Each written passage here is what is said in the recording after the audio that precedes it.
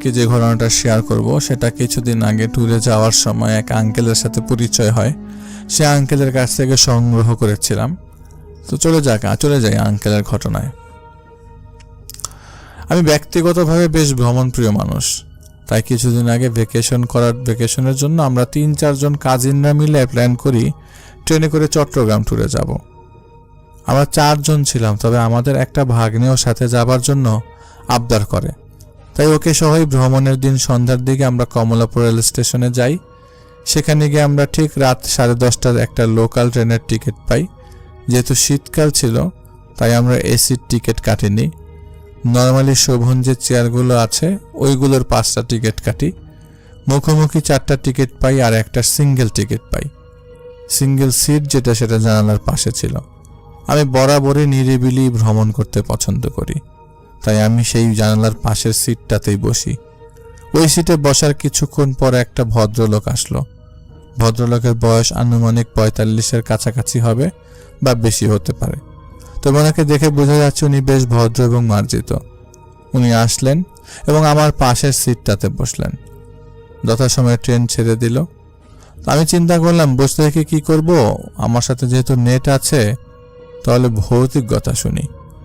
রাতের আবহাওয়া, চারিদিকে অন্ধকার এবং নিয়মিত বাতাস, আধো আধো আলো, অন্ধকার সব মিলে আমার পরিবেশটা ভৌতিকতার জন্য সুন্দর হয়েছিল, একেবারেই পারফেক্ট। আমি বসে বসে চারপাশ দৃশ্য দেখছিলাম আর শুনছিলাম। 10 থেকে 15 মিনিট শোনার পর আমি আমার ফোনটা ব্যাগ থেকে বের করে নোটিফিকেশন চেক করি। ফোনের ডিসপ্লেতে ইউটিউবে ঢুকলেই তো দেখা যায় কে কি দেখছে।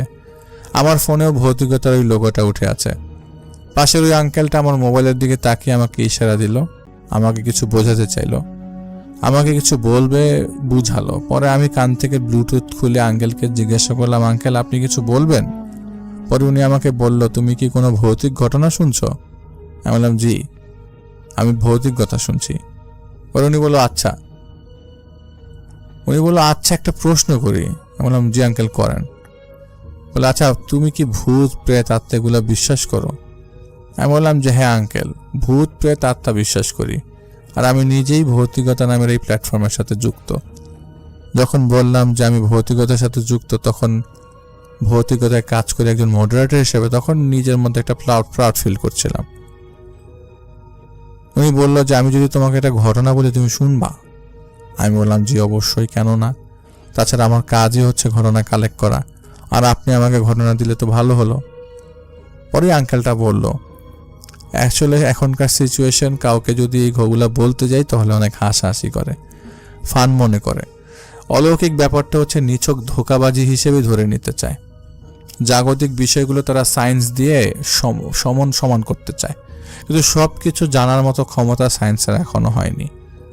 কিছু রহস্য আছে যেসব ঈশ্বর নিজের কাছে রেখেছেন। ওনার কথা শুনে পরে আমি বললাম যে আঙ্কেল সমস্যা নেই, আপনি নির্দ্বিধায় বলেন। তো তিনি যেভাবে বলার চেষ্টা করেছেন আমি সেভাবেই বলছি।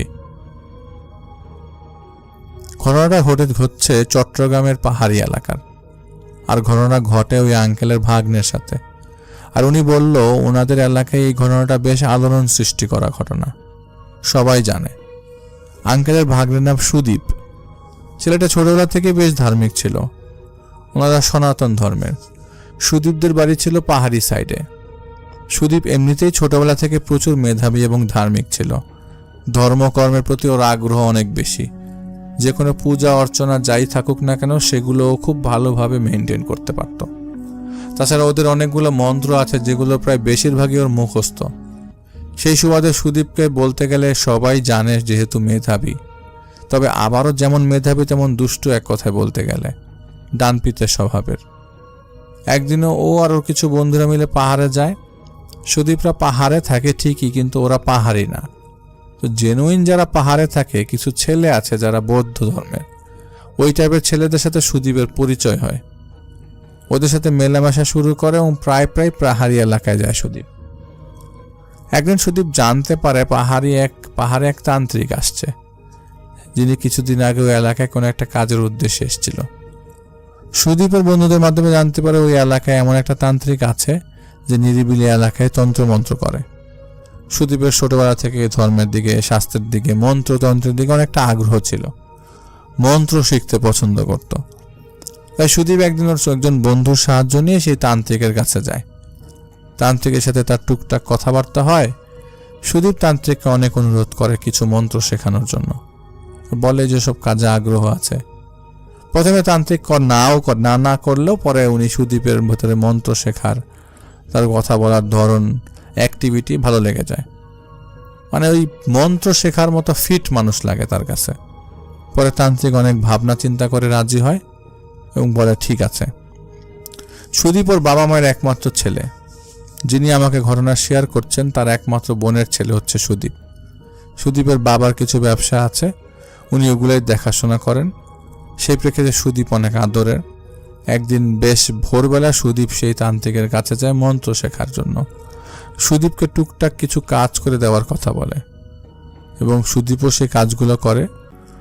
এদিকে তান্ত্রিক কিছু মন্ত্র সুদীপকে শিখিয়ে দেয় এবং সুদীপও সেগুলো খুব জলদি আয়ত্ত করে নেয়। এভাবে টুকটাক চলতে থাকে। একটা সময় সুদীপ সেই তন্ত্রমন্ত্রের মধ্যে ভালোভাবে জড়িয়ে পড়ে। সুদীপ তখন ইন্টারমিডিয়েটের ছাত্র। তন্ত্রমন্ত্র চক্করে সে পড়াশোনা বাদ দিয়ে এই তন্ত্রমন্ত্রের কাজই সবার চোখের আড়ালে চালিয়ে যেতে থাকে। বিভিন্ন জেলাতে যায়, বিভিন্ন জায়গায় যায়। সুদীপের এই হঠাৎ উধাও হয়ে যাওয়াটা সুদীপের বাবার চোখে পড়ে। মনে মনে ভাবে যে তার ছেলে হয়তো বা অন্য কোনো লাইনের দিকে চলে যাচ্ছে, সেটা তাদের সুবিধার জন্য না, সুবিধাজনক না আর কি। তাছাড়া বিভিন্ন ধরনের গোষ্ঠী আছে যারা বিভিন্ন অপরাধে জড়িয়ে পড়ছে ইদানিংকালে। তাই তো উনি চিন্তা করে ছেলেটার তো বেশি বয়স না, 17-18 বছর, ইন্টারমিডিয়েট পরীক্ষা দিবে, তেমন পড়াশোনাও করছে না। পরে ওকে বাসায় পেলে সুন্দর করে বুঝিয়ে দেখবে আর জিজ্ঞাসা করবে যে আমাকে ব্যবসার কাজে হেল্প করবে কিনা। পরে সুদীপ বাসায় আসলে ওর বাবা ওকে জিজ্ঞেস করে, কিন্তু সব কথা শোনার পর সুদীপ কিছুই বলে না, বরং তারপর দিন সে তার ব্যাগপত্র গুছিয়ে 2 দিনের জন্য উধাও হয়ে যায়। 2 দিনের জন্য উধাও হওয়াতে সুদীপের বাবার অনেকটা রাগ হয়। সুদীপের বাবা বেশ রাগী মানুষ ছিল। ওনার রাগ হওয়ার কারণ হচ্ছে যে আমার ছেলেকে আমি এইভাবে বুঝিয়ে বললাম আর আমার কথাকে পাত্তা না দিয়ে চলে গেল, এবার আসুক। তো সুদীপের বাবা অপেক্ষা করছিল সুদীপ কখন বাড়ি ফিরবে। সুদীপদের বাড়িটা এমন জায়গায় ছিল যে সেটা একটা বেশ নিরিবিলি এলাকায়, পাহাড়ি এলাকায়। আমরা যেমন দেখতে পাই ছোট ছোট ঘর থাকে, তাও একটা লং ডিস্টেন্স মেনটেন করে। সুদীপদের বাড়িটাও সেম, তবে অন্যান্যদের তুলনায় বেশ পরিপাটি পরিবেশ ছিল সুদীপদের বাড়ির। সুদীপ 2 দিন পর বেশ রাতে বাসায় ফিরে। তখন সুদীপের মা জিজ্ঞেস করে সুদীপ যখন বাসায় ফিরে এবং চুপি চুপি সুদীপকে ওর ঘরে পাঠায় দেয়, ওর বাবার চোখের আড়াল করে, যেহেতু একমাত্র ছেলে। সুদীপ বাসা আসার পর একদিন কেটে গেল এবং বাসা থেকে ভোরবেলা আবার বের হলো। তো ওই দিন সুদীপের বাবার সাথে সুদীপের দেখা হয়নি। তাছাড়া সুদীপের বাবার যেহেতু দোকান আছে, ওনার ব্যবসা করতে হয়, তো উনি সকাল সকাল ঘুম থেকে উঠে চলে গেছে, যার জন্য সুদীপের সাথে ওর বাবার দেখা হয়নি। সুদীপের বাবা সন্ধ্যার দিকে বাসায় এসে দেখে সুদীপ ওর নিজের ঘরে। সুদীপের বাবা সুদীপকে ডাকলো এবং বললো, কি ব্যাপার, তোমাকে যে ব্যবসার কথা বললাম তুমি তো আমাকে কিছু বললা না। সুদীপ বলল, হ্যাঁ বাবা, আমি আপনার সাথে দোকানে কাজ করব, তবে আমাকে কিছুদিন সময় দিতে হবে। সুদীপের বাবা বলল, আচ্ছা ঠিক আছে, তবে এর মধ্যে তুমি বাড়ি থেকে উধাও হয়ে যেও না আবার। এই কথা বলে সুদীপের বাবা ওনার ঘরে চলে যান এবং গিয়ে খাওয়া দাওয়া শেষ করে ঘুমিয়ে যান। হঠাৎ করে সুদীপের বাবার ঘুম ভাঙে এবং উনি বিশ্রী গন্ধ অনুভব করেন। উনি প্রথমে ভাবলো যে আশেপাশে কোনো জীবজন্তু মারা গেল কিনা বা কোনো ইঁদুর মরল কিনা, কিসের গন্ধ, পাহাড়ি এলাকা, অনেক কিছু মরে থাকতে পারে। পরে সুদীপের বাবা শোয়া থেকে উঠে খুঁজতে লাগলো কোথাও কিছু মরে পড়ে আছে কিনা। আসলে গন্ধটা বেশ তীব্র ছিল। ওনাদের বাসাটা 3 রুমের বাসা ছিল। প্রথমে ঢুকতেই সুদীপের রুম, তারপর ড্রয়িং রুম, তারপর ছোট্ট একটা বারান্দা, তারপর হচ্ছে সুদীপের বাবা মার রুম। আরেকটা রুম আছে যেটা গেস্ট রুম। মাঝে মাঝে দোকানের জিনিসপত্র ওখানে রাখা হতো, আর তাদের ওয়াশরুমটা বাসা থেকে বাইরে। রাত 1:30 সুদীপ বাবা ঘুম থেকে উঠে ওয়াশরুমে যায়। চারদিকের গন্ধটার উৎস খুঁজতে থাকে। বাড়ির সামনে উঠানের মতো আছে, উনি ভালো করে চারদিকে খুঁজতে থাকে, কোথাও খুঁজে কিছু পায় না। পরে উনি আস্তে আস্তে সামনের দিকে আগায়। গন্ধটা একটা অনুভব করতে থাকে সুদীপের ঘর থেকে আসছে। আস্তে আস্তে সুদীপের ঘরের কাছে যায়। সুদীপ ঘরে যাওয়ার পর উনি দেখে সুদীপের ঘরের দরজাটা হালকা করে ভিড়ানো, ভেতর থেকে লক নাই। তো উনি সরাসরি কি করে, না ঢুকে হালকাভাবে উকিয়ে দেখে সুদীপ কি করে। দেখলো সুদীপ পদ্ম আসনের মতো বসে আছে, আর সুদীপের সামনে একটা সার্কেল, সার্কেলের ভেতর কিছু জিনিস রাখা। সবচেয়ে ভয়ের জিনিসটা হচ্ছে সুদীপের বাবা দেখে সুদীপের চোখ বন্ধ, আর ওই সার্কেলের এক কোণে একটা প্রদীপ রাখা, ঠিক মাঝখানে একটা মানুষের মাথা রাখা। মানুষের মাথাটা দেখতে এমন ওইটার মুখের চামড়া টামড়া কিছুই নাই, বেশি দিন আগের না মাথাটা। সুদীপের সামনে যেই মানুষটার মাথা রাখা আছে সেটা হয়তো 6-7 দিন আগে মারা গেছে, এমন একটা মানুষের মাথা নিয়ে আসছে সে। কিছু অগণিত পোকা ওই মাথাটার মধ্যে নড়াচড়া করছে। সেই মাথাটার সামনে নিয়ে সুদীপ বিড়বিড় করছিল। মাথাটার সাথে পোকাগুলো যখন সার্কেলের লাইন ক্রস করতে চেষ্টা করে তখন এটা মরে যাচ্ছে। এই দৃশ্য আর গন্ধে ওনার নাড়ি উল্টে আসার মতো অবস্থা। তিনি এবার বুঝতে পারলেন মাথাটা থেকেই মূলত গন্ধটা আসছে। সুদীপের বাবা এই অবস্থা দেখে ওনার প্রায় অনেকটা বমি করে দেওয়ার অবস্থা। উনি এগুলো দেখে ওই দিন রাতে সুদীপকে আর কিছু বলে না, নিজের ঘরে চলে যায়। আর যেহেতু উনি আগে থেকেই আন্দাজ করতে পেরেছে ওনার ছেলে তন্ত্র সাধনার পেছনে পেছনে জড়িয়ে গেছে, নিজেকে জড়িয়ে ফেলেছে, এখন যদি কিছু বলে এই অবস্থায় সুদীপের যদি ধ্যান ভেঙে যায় তাহলে ওনার ছেলের বড় ক্ষতি হতে পারে। আর যেহেতু উনি সনাতন ধর্মের, ওনার এইসব সম্পর্কে এইসব জিনিস সম্পর্কে ভালো আইডিয়া ছিল, সেজন্য তিনি সুদীপকে আর ডাকেনি, ওর ধ্যান নষ্ট করেনি। ওনার রুমে চলে যায়। তিনি সারা রাত তিনি ঘুমাতে পারেনি ছেলের চিন্তায়। ভোর হলে উনি সুদীপকে ডাকার পর সুদীপ আসে এবং ওর বাবাকে জিজ্ঞেস করে, তুমি এগুলো কি শুরু করেছো, কেন করছো? বকাঝোকা করে। এক পর্যায়ে সুদীপ ওর বাবাকে বলে, বাবা আমার ভুল হয়ে গেছে, ক্ষমা করে দাও, এরকম কিছু আর করে বাসায় আসবো না বা বাসায় করবো না। সুদীপের বাবা তখন বলে, তুমি বাসায় করবা না তার মানে কি, তুমি বাইরে এগুলা করে বেড়াবা? তুমি কি এগুলো বাদ দিবে নাকি তোমার কোনো কথা, তুমি আমার কথা শুনবা না? তুমি যদি আমার কথা না শোনো তাহলে আমি আত্মহত্যা করবো। সুদীপ তার বাবার মুখ থেকে কথা শুনে বলে, আচ্ছা বাবা তুমি যা বলে আমি তাই করব। তো সুদীপের বাবা কি করে, 1 সপ্তাহের মধ্যে সুদীপের বিয়ে ঠিক করে ফেলে। সুদীপের মামা চাচা যারা ছিল তাদের সাথে আলাপ আলোচনা করে বলে যে এখন তো সুদীপের এই অবস্থা, তো এই মুহূর্তে কি করা যায়, তো পড়াশোনা করছে না, ঘুরে ঘুরে নষ্ট হয়ে যাচ্ছে, তো এইসব তন্ত্র সাধনার ফল তো ভালো কিছু না। সবাই মিলে বলে যে ঠিক আছে, একটা বিয়ে শাদী করাই দিলে হয়তো বা সব ঠিক হয়ে যাবে, বিয়ে করাই দেন। এবার সবার এমন সম্মতি পেয়ে সুদীপকে 1 সপ্তাহের মধ্যে মেয়ে দেখে বিয়ে করিয়ে দেওয়া হয়। বউ ঘরে আসে। এর মধ্যে সুদীপের বউ আসার পর সুদীপের মধ্যে বেশ পরিবর্তন। আগে যেমন ও এখানে সেখানে যাওয়া আসা করতো, এখন এই যাওয়া আসাগুলো বন্ধ হয়ে গেছে। কিন্তু সুদীপ দিনের বেলা যেমনই থাকতো, রাতের বেলা সে নির্দিষ্ট সময় বাইরে যেত এবং বলতো বাইরে থেকে ঘুরে আসি। তো সবাই এটা নর্মালি নিত। সুদীপের স্ত্রী একমাত্র জানতো যে সুদীপ গভীর রাতের বেলাও বের হয়। আর সুদীপের বউ যেহেতু নতুন, তাই সুদীপকেও জিজ্ঞাসা করে না, পরিবারকেও জানায় না। সুদীপ কি করতো ওই রাতের বেলায়, কি বের হয়ে তান্ত্রিকের কাছে গিয়ে তন্ত্রমন্ত্র সান্ত্বনা করতো, এভাবে তো ভালোভাবে দিন যাচ্ছিল। দিনের বেলা থেকে কেউ দেখে না সুদীপকে বের হতে, সবাই ভাবে যাক সুদীপ মন দিয়ে সংসার করছে, সংসারই হয়েছে। ওর বাবা যেহেতু সংসার চালাচ্ছে, এমন না যে সুদীপের কাজ করতেই হবে, সংসার চালাতেই হবে। তবে সুদীপের বাবা মনে মনে বলছে, থাক, ইয়াং ছেলে এখন কাজ করতে চাচ্ছে না, হয়তো বছরখানেক পরে নিজেই কাজটা ধরবে। ওই ভালো 5-6 মাস কাটে। একটা পর্যায়ে সুদীপের বউ কনসিভ করার পরে সুদীপের বউয়ের যখন 3 মাস কি 4 মাস, তখন সুদীপের বউয়ের সাথে কিছু সমস্যা শুরু হয়। সুদীপ রাতে যখন বাইরে থাকতো বা ঘরে না থাকতো, তখন সুদীপের বউ দেখতে পেত তাদের দেয়ালের মধ্যে অনেকগুলো ছায়া। কখনো কখনো এমন হচ্ছে যে সুদীপের বউ শুয়ে আছে, কেউ এসে তার পেটে আলতো করে হাত বোলাচ্ছে। ফিলটা এমন পেত যে উনি যখন ঘুমের মধ্যে কেউ একজন তার পেট স্পর্শ করে যাচ্ছে। সুদীপের বউ ব্যাপারটা বেশ ভয় পায় এবং সুদীপ বাসায় আসার পর ব্যাপারটা তিনি সুদীপকে জানান। সুদীপ বলে যেগুলো কিছু না, সব ঠিক হয়ে যাবে, ওরকম ভয় পাওয়ার কিছু নেই, প্রেগনেন্সির সময় এইসব জিনিসগুলো একটু হয়। সুদীপের বউ ভাবে যখন পাত্তা দিচ্ছে না তাহলে কি আর করা, সুদীপের বাবা মাকে জানানো উচিত হবে। সুদীপের সাথে কথা চলাকালীন এক সময় সুদীপের বউ জানায়, তাহলে বিষয়টা তিনি সুদীপের মাকে জানাবেন। সুদীপ বলে, তাদেরকে জানানো লাগবে না, বিষয়টা আমি দেখছি, তুমি কাউকে জানাও না। তো সুদীপ যেহেতু বলেছে, তাই সুদীপের বউ আর কাউকে বিষয়টা জানায় না। একদিন রাতে একটা ঘটনা ঘটে, সুদীপ ওই রাতে বাসায় থাকে না। সুদীপের বউ মাঝরাতে উঠে বাথরুমে যাওয়ার জন্য। সে যখন দরজা খুলে বাইরে আসে, সে দেখে তাদের বাড়ির উঠানে 2টা ষাঁড়, লাল ষাঁড়, যাদের মাথায় বেশ বড় বড় শিং। 2টা ষাঁড়ই মারামারি করছে। এর মধ্যে কয়েক মুহূর্তের ব্যবধানে তাদের যে মেইন গেট, ওই মেইন গেট ভেদ করে একটা লোক প্রবেশ করে। ওই লোকের হাতে বলি দেওয়ার সময় যে ধরনের বড় তলোয়ার থাকে, তার হাতে ওই তলোয়ার।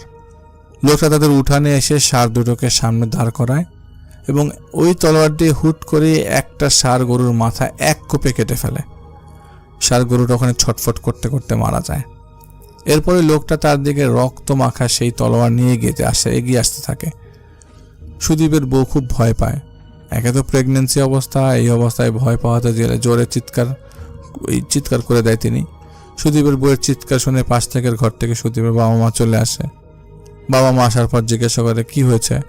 তখন সুদীপের বউ কিছু বলতে পারে না, আমতা করছিল, ভয়ে নার্ভাস হয়ে গেছিল, যার জন্য তার মুখ থেকে কোনো কথা বেরোচ্ছিল না। তার খিঁচুনি দেওয়া শুরু হলো।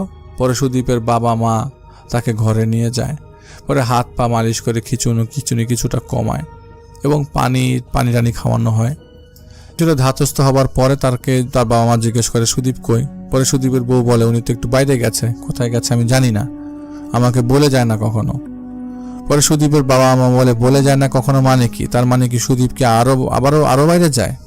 পরে সুদীপের বউ বলে হ্যাঁ, উনি তো প্রায় রাতেই বাইরে যায়, আমি তো জানি না উনি কোথায় যায়, আমাকে তো কিছু বলে না, আপনাদেরও বলতে নিষেধ করেছে। এই কথা শুনে সুদীপের বাবা খুব রাগ হয়ে যায় যে এই অবস্থায় বউকে রেখে ও রাতের বেলা বাইরে কোথায় যায়। তো সুদীপের বাবা বুঝতে পারে হয়তো ছেলে আবারও কোনো তন্ত্রমন্ত্র সাধনা করছে। তো যাই হোক, ওই দিন রাতে সুদীপের বাবা মা ওর বউকে দেখে রাখে, সেবা শুশ্রূষা করে। ভোরে সুদীপ বাসায় আসে। পরে সুদীপের বাবা জিজ্ঞাসা করে কি হয়েছে তোমার, এত রাতে কোথায় গিয়েছিলে তুমি জানো আজ কত বড় ঘটনা ঘটেছে? সুদীপ জানায় যে বাবা আসলে আমি যে তন্ত্রমন্ত্র শিখেছিলাম ওইগুলা থেকে বের হওয়ার জন্য কিছু কাজ করছি, কিছু ভালো তন্ত্রমন্ত্র সাধনা করছি, আর এসব কাজ থেকে বের হওয়ার জন্য প্রচুর সাধনা করছি। প্রভুর জন্য কিছু কাজ করছি যাতে আমার মাথায় আর এসব জিনিসের বাজে চিন্তা না আসে, তাই আমি প্রতি রাতে বাইরে যাই। এই কথা শুনে সুদীপের বাবা খুশি হয়, ভাবে যে যাক এতদিন পর ছেলেটা ভুল বুঝতে পেরেছে।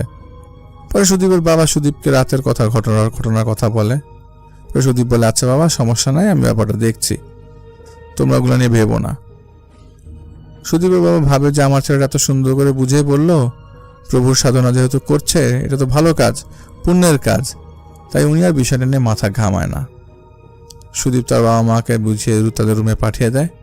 এরপর সুদীপ তার বউকে বলে তোমার সাথে যাই হোক, তুমি আর যাই দেখো না কেন, আবার বাবা মাকে বলার দরকার নেই, ওনারা শুধু চিন্তা করবে, তুমি সবকিছু আমাকে বলবে, আমি সবকিছু দেখব। আর যখন হাজবেন্ড এমন কিছু বলে আশ্বাস দেয়, স্বাভাবিকভাবে বউ সেই কথাটা মানে। তারা সুদীপের বউ একটু ভরসা পেল। এরপর কয়েকদিন পরের ঘটনা।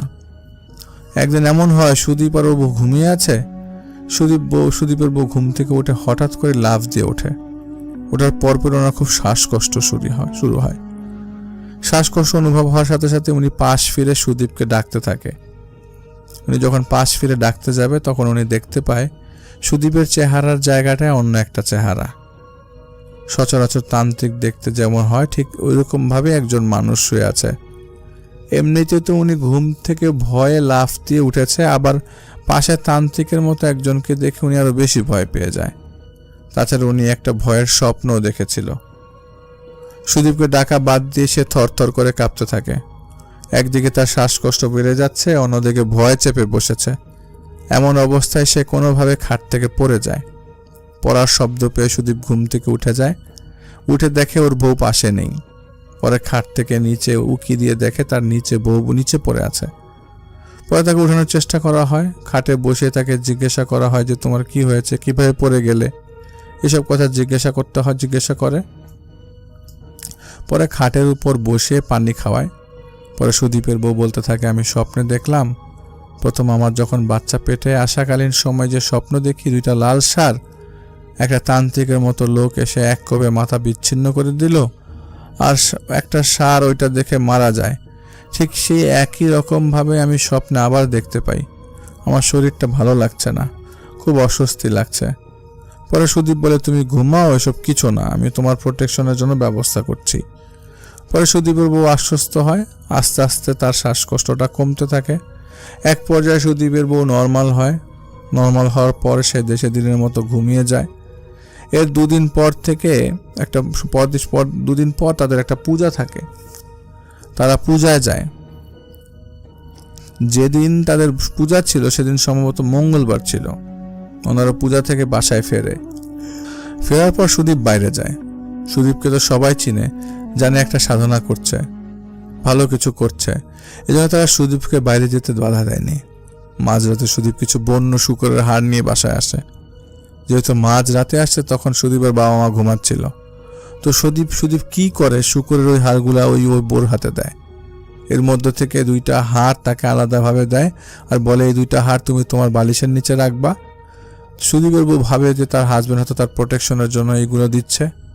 সুদীপের বউ সেই 2টা হাড় তার বালিশের নিচে রাখে আর কিছু হাড় দেয়, সেগুলো 1 প্যাকেট করে ঘরের একটা কোণায় রেখে দেয়। রাখার পর তারা রাতে ঘুমিয়ে যায়। ঘুমানোর কিছুক্ষণ পরেই সুদীপের বউ আগের রাতে যে স্বপ্ন দেখেছে আবার সে একই স্বপ্ন দেখে, কিন্তু এবার সে দেখে তার ঘরে 2টো বিড়ালের বাচ্চা দুটোকে সামনে নিয়ে একটা লোক বসে আছে, যার মুখ স্পষ্ট নয়, তবে মনে হচ্ছে এটা সেই লোকটা যে ষাঁড় গরুর মাথা কেটে ফেলেছিল। লোকটার হাতে চকচক করছে একটা ধারালো কিছু। বিড়ালের একটা বাচ্চা নড়ছে না, চুপচাপ শুয়ে আছে। আর একটা বাচ্চাকে একটা কালো পাথর উপর রাখা, বাচ্চাটা বেশ কান্না করছে। হঠাৎ লোকটা তার হাতে থাকা ধারালো জিনিসটার সাহায্যে ক্যাচ করে বিড়ালের বাচ্চাটার গলা থেকে মাথাটা আলাদা করে দেয়। সাথে সাথে বাচ্চাটা গঙ্গাতে চুপ হয়ে গেল চিরদিনের মতো। এটা দেখে সুদীপের বউ বেশ ভয় পেয়ে যায়। ভয়টা যেমন তেমন নয়, তার মধ্যে কেমন যেন একটা অস্থিরতা কাজ করতে থাকে। সে ফিল করতে থাকে যে তার একটা অস্বস্তি লাগছে, সে শান্তি পাচ্ছে না। ঘুমের মধ্যে তার মনে হচ্ছে তার পেটের মধ্যে কেউ হাত বুলাচ্ছে। এমন সময় হাত বোলাতে আচমকা নখ দিয়ে তার পেটের মধ্যে কে যেন আঁচড় দেয়। সুদীপের বউ খুব ব্যথা পায়। জোরে জোরে চিৎকার দিয়ে লাফিয়ে উঠে সুদীপকে ডাকতে থাকে। পরে সুদীপ উঠে সুদীপের বউয়ের চিকিৎসার কথা চিৎকার শুনে সুদীপের বাবা মা পাশের ঘর থেকে চলে আসে। সুদীপের বাবা মা আসার পরে সুদীপের বউ বলে যে মা আমাকে কিসে যেন আঁচড় দিয়েছে, আমার খুব কষ্ট হচ্ছে, অনেক জ্বালাপোড়া করছে। সুদীপের বাবা বাইরে যায়, সুদীপ যায় বাবার সাথে। সুদীপের মা দেখে সুদীপের বউয়ের পেটের মধ্যে 2টা নখের আঁচড়। সুচালো বা ধারালো নখ দিয়ে সজোরে আঁচড় দিলে যেমন হয় সেরকম ওখান থেকে টুপটুপ করে রক্ত পড়ছে। এটা দেখে সুদীপের মা খুব বিচলিত হয়ে সুদীপকে বলে যে বাবা, বউয়ের সাথে এরকম হয়েছে, এখন ওর এই অবস্থা। পরে সুদীপ ওর রুমে আসে এবং ওর মাকে বলে যে আচ্ছা মা, ঠিক আছে, আমি আজকে রাতে সাধনা করে দেখব। সুদীপ যেহেতু বলেছে এটা দেখবে তাহলে তো ভালোই। সুদীপের বাবা মা স্বস্তি নিয়ে ঘরে চলে যায়। পরে বউকে সুদীপ শান্ত করে বলে ঠিক আছে তুমি ঘুমাও, আমি দেখছি। দিনের বেলায় সাধারণত তাদের ভালোই কাটে। এর মধ্যে দিন রাতের বেলায় সুদীপ বাসায় আসে। আসার পর সুদীপ কয়েকটা মাটির ছোট ছোট চাকা নিয়ে আসে, যেগুলোর মধ্যে রক্ত লাগানো ছিল। সুদীপের বউকে বলে যে তোমার পেটে যেখানে আঁচড় লেগেছে ওই মাটির চাকাগুলো দিয়ে ওখানে এগুলো ঘষা দাও, ভালোভাবে ঘষা দিও, যেখানে ওখান থেকে রক্ত মাটির চাকার সাথে লাগাতে পারো তাহলে ভালো হয়। সুদীপের বউ বলে এটা দিয়ে আমি কিভাবে দিব, আমার তো ব্যথা লাগবে। গতকাল রাতে কাটছে, তাই এটার উপরে এখন পাতলা আবরণ পড়ে গেছে। সুদীপ কি ওই আবরণটা টেনে উঠাই ফেলে। পরে নিজেই ওই মাটির চাকাটা হাতে নিয়ে সুদীপের বউয়ের পেটে ঘষা দেয়। ঘষা দিলে সেই মাটির চাকাটায় কিছুটা হালকা রক্ত লাগে। ওই হালকা রক্তটা যখন বের হয় তো সুদীপ ওই মাটির চাকাটা নিয়ে নিজের কাছে রেখে দেয় আর বলে এখানে এখন আর কোনো সমস্যা হবে না। পরের সেদিন রাতের মতো সুদীপের বউ ঘুমিয়ে পড়ে। ঘুমানোর এক পর্যায়ে সুদীপের বউ শুনতে পায় কড়মড় করে হাড় চাবানোর শব্দ। তার আবার ঘুম ভাঙে। তখন সে চিন্তা করে হাড় চাবানোর শব্দ কোত্থেকে আসছে। আমার বালিশের নিচে যে হাড়গুলো ছিল ওইগুলো কি কিছুতে নিয়ে খাওয়া শুরু করলো, নাকি কোনো ইঁদুর ওইগুলা খাচ্ছে কিনা কে জানে। এই চিন্তা করে সুদীপের বউ ঘুম থেকে উঠে সে দেখে তাদের ঘরের যে ফ্লোর, সেই ফ্লোরে 2টা বাচ্চা বসে এই 2টা হাড় চেবাচ্ছে। হাড়গুলো সজোরে চাবাচ্ছে আর ওই চাবানো থেকে শব্দ আসছে। এটা দেখে উনি খুব ভয় পায়। উনি ভাবে এই 2টা বাচ্চা কিভাবে হাড় চাবাচ্ছে, এত শক্ত হাড় কিভাবে খাওয়া সম্ভব। আর বাচ্চা 2টার চেহারা দেখতে বেশ ভয়ঙ্কর। বাচ্চা 2টা যখন ওই হাড়গুলো চিবাচ্ছিল তখন তাদের মুখে হাসিটা নর্মাল ছিল না, হিংস্র হাসি। সুদীপের বউ ভয় পেয়ে যায়। চিৎকার করার পর সুদীপ ওঠে। সুদীপের সাথে সাথে সুদীপের বউ যখন হাত দিয়ে ইশারা করে ফ্লোরের দিকে, 2টা বাচ্চাকে দেখায় যে দেখো এরা হাড়গুলো খেয়ে ফেলেছে। তখন সুদীপ ফ্লোরের দিকে তাকিয়ে দেখে কিছুই নেই, সুদীপ বলে, কই, কোথায় তো কিছু নেই। সুদীপের বউ সুদীপের সাথে তাকায়, দেখে ফ্লোরে কিছুই নাই, সব ফাঁকা। সুদীপ ওর বউকে বলে যে এগুলো তোমার মেন্টাল সমস্যা, তুমি এগুলো নিয়ে বেশ ভাবছো, তাই তোমার কাছে এমন হচ্ছে, পাত্তা দিও না এগুলা। আমি তো আছি, আমি যতক্ষণ আছি কেউ তোমার ক্ষতি করতে পারবে না। সুদীপের বউ কোনো রকম নিজের মনকে সান্ত্বনা দেয়। সকালে বিষয়টা শাশুড়িকে জানালে শাশুড়ি বলে, সমস্যা নাই। সুদীপ বলে যে তুমি নাকি উল্টাপাল্টা স্বপ্ন দেখো, এটা ঠিক হয়ে যাবে, এটা সুদীপ দেখে নিবে। আমি বলে দিয়েছি পুরোহিতের থেকে মন্ত্রপুত জল পরা এনে দিতে। সন্ধ্যাবেলা সুদীপ সেই মন্ত্রপুত জল পরা নিয়ে আসে, এনে বলে এটা সারা ঘরে ছিটিয়ে দেওয়ার জন্য। পানি ছিটিয়ে দেওয়ার পরে এখানে ওর বউয়ের রিলিফ পাওয়ার কথা, কিন্তু ওর বউ ফিল করে পুরো ঘর ভর্তি মানুষের অস্তিত্ব, কিন্তু কাউকে দেখা যাচ্ছে না। পরে উনি মনে করে প্রোটেকশনের জন্য হয়তো এমন হচ্ছে, আমারই কি মনের ভুল নাকি আমারই সমস্যা। পরে রাতে সুদীপ বাসায় আসে, আসলে সুদীপের বউ সুদীপের সাথে ব্যাপারটা আলোচনা করে আর বলে, আমাকে বাপের বাড়ি দিয়ে আসো, যেহেতু আমার বাচ্চা হবে। তাছাড়া যেহেতু ডেলিভারির সময় চলে আসছে, ঘনিয়ে আসছে, আমাকে আমার বাবার বাসায় দিয়ে আসো। পরে সুদীপ বলে, হ্যাঁ হ্যাঁ নিয়ে যাব বলে আর নিয়ে যায় না। এইভাবে সুদীপের বউ একের পর এক ভয় পেতে থাকে। এখন সুদীপের বউয়ের একটা সমস্যা দেখা দেয়, সেটা হচ্ছে এখন সে কিছু দেখে না, কিন্তু খারাপ কিছু ফিল করতে পারে। তার আশেপাশে সার্বক্ষণিক কেউ আছে এটা সে বোঝে। সারগুরুর যে স্বপ্নটা সে কন্টিনিউয়াসলি দেখছে। একটা সময় ডেলিভারির টাইম চলে আসে। এর মধ্যে সুদীপের বেশ পরিবর্তন। আগে যেমন রাতে সে বাসায় থাকতো, এখন প্রায় শেষ রাতে সে বাসায় বাইরে চলে যায়। আর বাসায় আসলে তার শরীর থেকে বেশ বাজে একটা গন্ধ আসে। এই ব্যাপারটা সবাই নোটিস করলেও কেউ কিছু বলে না। এভাবে সুদীপের বউয়ের ডেলিভারির দিন আসে। ডেলিভারির ব্যথা ওঠার পর মহিলারা সুদীপের ঘরে যায়। যেভাবে সে প্রসেসিং করতে হয় ওনারা ঠিক সেভাবেই কাজ করে। ব্যথা নিয়ে সুদীপের বউ হঠাৎ করে চেঁচিয়ে উঠে আর বলে, ওরা এখানে কি করে, দরজার সামনে ওরা কি করে? তখন সবাই জিজ্ঞাসা করে, ওরা কি করে মানে? সুদীপের মা তখন বলে যে, সুদীপের মা জিজ্ঞাসা করে, মা কি হয়েছে, এটা কি দেখতেছো মা? সুদীপের বউ বলে, মা দুইটা বাচ্চা দরজার সামনে দাঁড়িয়ে আছে, এর মধ্যে একটা বাচ্চা আর একটা বাচ্চাকে মেরে ফেলছে মা, দেখেন ওই যে মা বাচ্চাটাকে মেরে ফেলছে, মা দেখেন না, ওই যে বাচ্চাটার মাথাটা কেটে ফেললো, মা দেখেন কিরকম কি করছে। তো এরকম কিছু বলতেছিল আর চেঁচাতে ছিল সুদীপের বউ। সুদীপের মা ভাব হয়তো ব্যথার জন্য এমন আবল তাবল বলছে। ডেলিভারির ব্যথা তো আর যেমন তেমন ব্যথা না। তিনি এবং সাথের মহিলারা সুদীপের বউকে শান্ত করার চেষ্টা করে। যাই হোক, একটা সময় সুদীপের বউয়ের ডেলিভারি হয়। তার দুইটা ছেলে সন্তান হয়। একটা ছেলে সন্তান জীবিত থাকে আর একটা মৃত হয়। এটা দেখে সবারই মন খুব খারাপ হয়ে যায়। পরে সুদীপ আর ওর বাবাকে জানানো হয় সবকিছু, যে যমজ বাচ্চা হয়েছে, একটা জীবিত একটা মৃত। তবে আশ্চর্যের বিষয় হচ্ছে, মৃত যে বাচ্চাটা হয়েছে ওইটার বাচ্চাটার গলায় সুদীপের এক আত্মীয় গোসল করার দিকে দেখে বাচ্চাটার গলায় দুইটা নখের দাগ। বাচ্চাটার মায়ের পেটে যেরকম নখের দাগ ছিল ঠিক বাচ্চাটারও সেম দাগ, কিন্তু সেইটা বাচ্চার গলায়। ব্যাপারটা সুদীপের আত্মীয় নর্মালি নিল না। উনি কি করে, গোসল করানো শেষ হলে বিষয়টা সুদীপের বাবাকে জানায়। তো সুদীপের বাচ্চাগুলো হয় তখন যিনি আমাকে ঘটনা বলেছেন উনি সুদীপের বাবা এবং সুদীপের দুই কাকাতো ভাই এবং সুদীপ এই কয়েকজন মিলে বাচ্চাটাকে সৎকার করার জন্য শ্মশানে যায়। যেহেতু ছোট বাচ্চা মৃত হয়েছে তাই তাদেরকে নাকি পোড়ানো হয় না, মাটি চাপা দেওয়া হয়। যাই হোক, পরে তারা মাটি চাপা দেওয়ার জন্য নিয়ে যায়।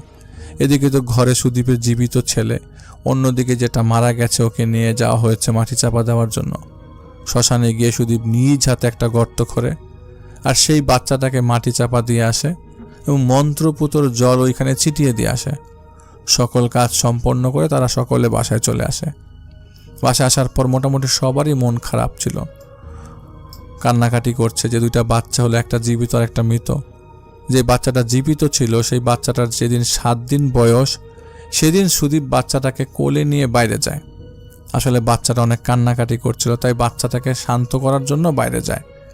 সুদীপ বাচ্চাটাকে কোলে নিয়ে বাইরে যাওয়ার পর অনেকক্ষণ হয়ে যায় আর বাড়ি ফিরে না। এদিকে পরিবার তো চিন্তায় অস্থির, চারদিকে খোঁজা শুরু হয়, কিন্তু না, সুদীপের সন্ধান তো আর মেলে না। মোটামুটি 3 দিন কোনো খোঁজ খবর নাই, কেউ জানে না কোথায়। সুদীপেরও কোনো খবর নাই, বাচ্চাটারও কোনো খবর নাই। সবার মধ্যে একটা কানা ঘোষা চলতে থাকে যে বাচ্চাকে নিয়ে সুদীপ গেল কই। তখন সুদীপের যেই মামা, যিনি আমাকে ঘটনা বলেছেন, সুদীপের মার মারফত জানতে পারে সুদীপের বাচ্চা হওয়ার দিন সুদীপের বউ যা যা দেখেছে বলেছে তা সকলের কাছে বলতে থাকে। পরে সুদীপের বউ বলে যে সুদীপ একদিন আমাকে 2টা শূকরের হাড় এনে দিয়েছিল, আর এরকম স্বপ্ন আমি দেখতাম। সুদীপ এসব আপনাদের বলতে নিষেধ করত। পরে সবকিছু ডিটেলস তাদের বলা হলো। পরে সুদীপের মামা বুঝতে পারে যে সুদীপ হয়তো তন্ত্র সাধনায় করছে, এটার জন্য হয়তো সুদীপ বাচ্চা নিয়ে গেছে। সবাই তো হাই হুতাশ করে মোটামুটি পাগল প্রায়।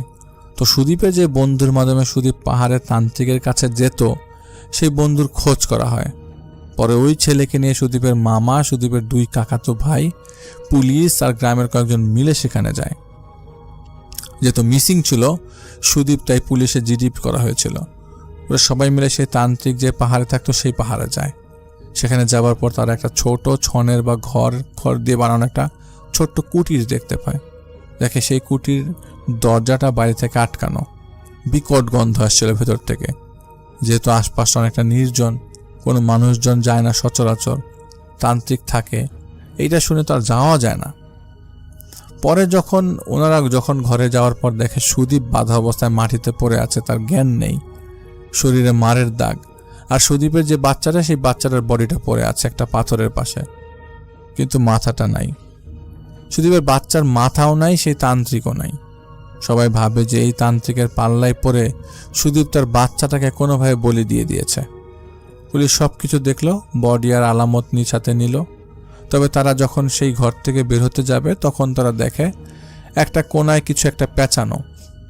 যেহেতু 3 দিন পর তারা ওই ঘরটায় ঢুকেছে, বিশ্রী একটা গন্ধে তারা থাকতে পারছিল না।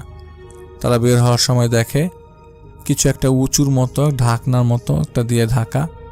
সুদীপের মামা ওইটা গিয়ে সরায়, আর তখন দেখে ওইখানে আরেকটা বাচ্চা। আর এইটা সেই বাচ্চা যেটাকে 1 সপ্তাহ আগে তারা মাটি চাপা দিয়ে এসেছিল, তার মামা সহ। আর এখানে সেই বাচ্চাটাও পড়া। এই বাচ্চাটার সেম বডি আছে, মাথা নেই। পুলিশ সেটাও নেয়। সুদীপ যেহেতু জীবিত ছিল, তারা সুদীপকে হাসপাতালে ভর্তি করায় এবং বাচ্চা দুটো নিয়ে ময়নাতদন্তের জন্য নিয়ে যায়। 2-3 দিন 3 দিন 4 দিন করে এরকম করে ঠিক 1 সপ্তাহ পর সুদীপের জ্ঞান আসে। জ্ঞান ফেরার পর সুদীপ হাওয়া করে কান্না করতে থাকে, সবাইকে সবকিছু বলে। পুলিশ জবানবন্দি রেকর্ড করে। সুদীপ বলে যে আমি ওই তান্ত্রিকের কাছে যেতাম, বিভিন্ন সময় কিছু সাধনা করতাম। আমাকে প্রথমে 2টা কবুতরের মাথা কেটে নিয়ে যেতে বলে, আমি নিয়ে গিয়েছিলাম। এরপর তার সাথে কাজ করতে করতে বিভিন্ন সময় বিভিন্ন প্রাণীর মাথা, শরীরের বিভিন্ন অংশ বা হাড় আমি জোগাড় করে দিতাম। তার বিনিময়ে তিনি আমাকে কিছু তন্ত্রমন্ত্র শিখাতেন। আর যে সকল জিনিস আমি শিখতাম, সেই সকল জিনিসগুলো আমি প্রায় আয়ত্ত করে ফেলেছিলাম। একদিন সে আমাকে বলল যে এগুলো দিয়ে কিছু হবে না, তুই ভালো কিছু পাইতে চাইলে, দুনিয়ার রাজ করতে চাইলে তোর নিজের সবচেয়ে প্রিয় জিনিস দিতে হবে। তখন সুদীপ বলে আমি যে কোনো কিছু দিতে প্রস্তুত। তান্ত্রিক বলে আমি ভাবছিলাম তোকে আমি শিখাবো, কিন্তু তুই তো এই কাজ করতে পারবি না। সুদীপ বলে পারবো না মানে কি? পারবো, আপনি বলেই দেখেন, আমি দুনিয়ার যে কোনো কাজ করার জন্য সব কিছু করতে পারবো। তান্ত্রিক বলে তুই তো বিয়ে করেছিস, তুই আর তোর বউ মিলে দেখ সন্তান হয় কিনা তোদের। যদি তোরা একটা সন্তান দিতে পারিস তাহলে আমি তোকে এমন কিছু দিব যাতে তুই পুরো পৃথিবীর শক্তিমান থাকবি। তান্ত্রিকের মুখ থেকে এসব কথা শুনে সুদীপ প্রায় গলে যায়, লোভের মধ্যে পড়ে। লোভে তান্ত্রিকের সব কথাই সে মেনে নেয়। একবার এমন হয়েছে যে কিছু মানুষের লাশ সে কেটে নিয়ে গেছে, হাতের বিভিন্ন অংশ, মাথার অংশ কেটে নিয়ে গেছে, 2-3টা, যখন যেটা পেরেছে। যখন তান্ত্রিক বলে তোর নিজের সন্তান দিতে হবে, সুদীপ ভাবে এটা কোনো ব্যাপারই না। সন্তানের বিনিময়ে যদি দুনিয়ার রাজ করতে পারে তাহলে সেটাই ভালো। সুদীপ বাচ্চা নেওয়ার জন্য চেষ্টা করে। একসময় সুদীপের বউ কনসিভ করে। সুদীপের বউ যখন প্রেগনেন্ট হয় সুদীপ খুশি। 6 মাস যখন যায়, সুদীপের বউকে যখন ভয় দেখাতো তখন নাকি ওই তান্ত্রিক সেই অপদেবতাকে দিয়ে সুদীপের বউকে ভয় দেখাতো। আর এই তান্ত্রিক সব কিছু উৎসর্গ করতো ওই অপদেবতাকে, আর এই কাজগুলো সেই অপদেবতা করত। একটা সময় যখন বাচ্চাগুলো তো হয়, তখন আমি নিজ হাতে সেই মরা বাচ্চাটা নিয়ে যাই তান্ত্রিকের কাছে। নেওয়ার পর সেই বাচ্চাটাকে আমি তান্ত্রিকের হাতে দিই। তখন সেই তান্ত্রিক সেই মরা বাচ্চাটাকে কাটতে বলে। আমি বাবা হয়ে সেই মরা বাচ্চার মাথাটা কাটি। তখন আমার মধ্যে থেকে লোভ চলে যায়, আমি সেন্সে ফিরে আসি। আমি আমার বাচ্চার গলা কেটে ফেলি। কাটার পর সে আমাকে দিয়ে কিছু কাজ করায়। সে তার মতো রিচুয়াল করে, বডিটা ঘরেই থাকে। আমার তখন অনেক মায়া লাগতে থাকে। ছোট বাচ্চা, সেটা আমি কেটে ফেললাম বাবা হয়ে, তাও আমার নিজের সন্তান। পরে আবার ভাবলাম যে থাক, ও তো এমনিই মৃত জন্ম নিচ্ছে, ওর কাটলে আর কি হবে। তারপরের দিন তান্ত্রিক আবার বলে, তুই যদি তোর জীবিত সন্তানটা আনতে না পারিস, তাহলে তাকে যাকে উৎসর্গ করে তার রক্ত যদি অপদেবতার পায়ে না দিতে পারিস, তাহলে তুই এই কাজে পূর্ণতা লাভ করবে না। তোকে সাধনা দেওয়া যাবে না, তোকে বর দেওয়া যাবে না। সুদীপ কি করে, বাকি যে 4 দিন 5 দিন থাকে খুব চিন্তা ভাবনা করে সেই 7 দিনের দিন বাচ্চাটাকে নিয়ে চলে যায়। সুদীপ নিজে বাচ্চাটাকে জবাই করে, বাচ্চাটার মাথাটা এক কোপে কাটে, কোনো একটা কিছুকে উৎসর্গ করে, সাথে সেই তান্ত্রিকটা সব প্রসেসিং করে। সব রিচুয়াল শেষ করার পর সেই তান্ত্রিকটা সুদীপকে বলে, তুই এখন অনেক ক্লান্ত, আর যেহেতু রিচুয়ালগুলোর মাধ্যমে মধ্যরাতে করে, তাই তান্ত্রিক বলে তুই বাসায় যেয়ে বিশ্রাম নে। 3 দিন ধরে সুদীপ ওখানে থাকে। পরে তান্ত্রিক তাকে একটা পানি দেয় আর বলে যে, নে তুই এই পানিটা খা, এই পানিটা খেলে তোর মন্ত্র সব মুখস্থ থাকবে, তুই বুঝতে পারবি, তুই নিজের মধ্যে একটা শক্তি পাবি। এইসব বলার পর সুদীপ 7-5 না হয়ে পানিটা খেয়ে ফেলে। ওর মধ্যে আরেকটা সেন্স কাজ করে, আমি আমার সন্তানটা মেরে ফেলেছি, 2টা সন্তান। সুদীপ যে কাজগুলো করেছে, ওর মধ্যে কোনো অনুতপ্ত অনুশোচনা কিছুই ছিল না, বরং শক্তি পাবার আশায় নেশায় এতটাই পেয়ে বসে যে সঠিক ভুল বিচার করার ক্ষমতা হারিয়ে ফেলে। পরে তান্ত্রিকের কথা অনুযায়ী সে বিশ্বাস করে পানিটা খায়। খাওয়ার পর সুদীপের এতটুকু মনে আছে ওর মাতাল মাতাল লাগছে, পরে আর কিছু মনে নেই। পরে তান্ত্রিক তাকে এভাবে বেঁধে রেখে চলে যায়। সুদীপকে বাসায় নিয়ে আসা হয়, যেহেতু ঘটনা জানাজানি হয়, পুলিশও জেনে গেছে। ওই ঘটনা সবাই শুনে ঘটনাটা একটু সুস্থ হলে সুদীপকে পুলিশ ধরে নিয়ে যায়। সুদীপ এখনও জেলে, তাকে এখনও রিলিজ দেওয়া হয়নি। এটাই ছিল ঘটনা। তান্ত্রিকের ফাঁদে পা দিয়ে সুদীপ তার বাচ্চাগুলো হারায়। সুদীপ আর আজকে এই অবস্থা। সুদীপের বউ তাকে ডিভোর্স দিয়ে দেয় তার এই কাজের জন্য। কিন্তু এই যে সুদীপ কাজটা করলো, সে আসলে কি পেল? সামান্য কিছু লোভের কারণে তার জীবনটা এলোমেলো হয়ে গেল। এটাই হচ্ছে শয়তানের প্ররোচনা, আপনার জীবনটাকে এলোমেলো করে দেওয়ার জন্য। মার্জি আপুকে অনেক অনেক ধন্যবাদ। আমি রাসেল আছির সাথে, আর শুরু হয়ে গেল ভূত এফএম। আপনাদের সবাইকে স্বাগত জানাচ্ছি ভূত এফএমে আজকে, এবং যারা যেখানে আছেন আশা করছি যে আজকে যে স্টোরিগুলো আছে আমাদের কাছে, সেগুলো শুনে আনন্দ পাবেন, ভালো লাগবে এবং এনজয় করবেন অনেক বেশি। তাই এখন যেটা করব সেটা হচ্ছে সরাসরি চলে যাব আমরা আমাদের প্রথম অতিথি হিসেবে আছেন আজকে আফনান ভাই, তার কাছে চলে যাব এবং তার কাছ থেকে একটা ঘটনা শুনে আসবো। আশা করছি যে এই ঘটনাটা আপনাদের অনেক বেশি ভালো লাগবে। চলুন শুরুতেই চলে যায় আফনান ভাইয়ের কাছে।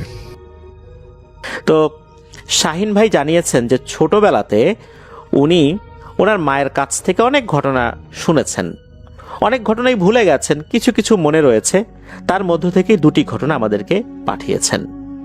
আর উনি এটাও জানিয়েছেন ওনার মা 2023 সালের 28শে অক্টোবর আল্লাহর ডাকে সাড়া দিয়ে চলে গেছেন, তার জন্য দোয়া চেয়েছেন। আমরা আফনান দ্য হরর ওয়ার্ল্ড পরিবারের পক্ষ থেকে তার জন্য দোয়া করি, আল্লাহ তাআলা তার ভুল ত্রুটি ক্ষমা করুন, জান্নাতুল ফেরদৌসের মেহমান হিসাবে কবুল করুন। উনি ওনার মায়ের কাছ থেকে 2টি ঘটনা, যেই 2টি ঘটনার ভালো করে মনে আছে, সেই 2টি ঘটনা আমাদেরকে পাঠিয়েছেন। তো প্রথম যে ঘটনাটি আমরা শেয়ার করব, এই ঘটনাটি মূলত বসন্ত দেও বা ওলা বিবি, আমরা যেটাকে ওলা বিবি বলি, এই সংক্রান্ত। ওনাদের আঞ্চলিক ভাষায় এটাকে বলা দেও বলে, বসন্তের বলা বলে বা বসন্ত দেও বলে। তো ঘটনাটি অনেক আগের, তখন ওনার মায়ের বিয়ে হয়নি। ওনার মা, তার মা বাবা সহ ওনার দাদা দাদি তাদের সাথেই বসবাস করতেন আর কি। অর্থাৎ ওনার মায়ের বাবাও তার বাবা মা অর্থাৎ ওনার দাদাদের সাথে 91টি পরিবারে বসবাস করতেন। আর ওনার মায়ের বড় এক ভাই রয়েছে আর কি। ওনাদের গ্রামের বাড়ি অর্থাৎ ওনার মায়ের গ্রামের বাড়ি হবিগঞ্জ জেলার সদর উপজেলার 10 নং লস্করপুর ইউনিয়নের নোয়াবাদ গ্রামে। তো একবার হয় কি, ওনার মাকে ভৌতিক ঘটনা বলার জন্য অনুরোধ করছেন সবাই মিলে, তখন উনি বলতে শুরু করেন। তো ওনার মা বলেন যে ওনার দাদার একজন বন্ধু ছিল, তাকে ওনারা দাদা বলেই সম্বোধন করতেন, তার নাম ছিল নিম্বর, ওনারা নিম্বর দাদা বলতেন। এই নিম্বর দাদা একজন প্র্যাকটিসিং মুসলিম ব্যক্তি ছিলেন। তবে উনি আবার হুক্কা খেতেন, আড্ডা দিতেন দাদার সাথে, অনেকক্ষণ ধরে গল্পগুজব করতেন। আর ওনার কাঁধে সবসময় একটা গামছা থাকতো। উনি খুব ঘেমে যেতেন, কিছুক্ষণ পর পর ওনার মুখ, ঘাড়, হাত, গলা এরকম জায়গাগুলোতে উনি গামছা দিয়ে ঘাম মুছতেন। কি শীত কি গরম, 12 মাসই এই নিম্বর দাদা ঘামতেন। শীতকালে ওনার তেমন একটা শীতের কাপড় পরে থাকতে দেখা যেত না, কারণ ওনার সবসময়ই ঘাম হতো, তো গরম লাগতো, যার কারণে উনি শীতের কাপড় পরার প্রয়োজনীয়তা উপলব্ধি করতেন না। একবার নাকি এই শাহিন ভাইয়ের মা এই নিম্বর দাদাকে প্রশ্ন করেছিলেন যে, ও দাদা, আপনি এভাবে ঘামেন কেন, শীতকালেও ঘামেন? তো উনি প্রথমে বলতে চান না যে এটা আমার একটা রোগ। তারপরও উনি বললেন যে তার রোগ চিকিৎসা করার নাই, শীতকালে আপনি ঘামছেন, এটা তো একটা সমস্যাই।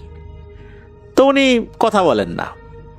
এরপর অনেকেই জোরাজোরি করেন, বিশেষ করে দাদা যিনি, এই শাহিন ভাইয়ের মায়ের আপন দাদা যিনি, তো উনি বলেন, ও নিম্বর, বলো না, ঘটনাটা বলো, আমার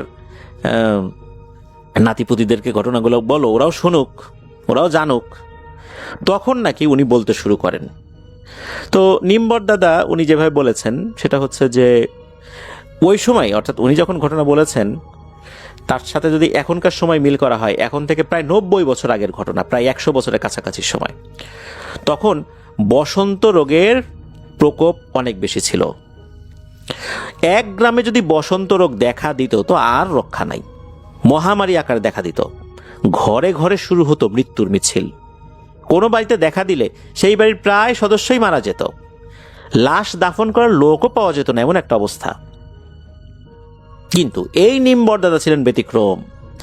উনি ছিলেন একজন কবিরাজের মতো। তিনি মাঝে মাঝে ঝাড়ফুঁক করতেন, এটা কিন্তু তার পেশা ছিল না।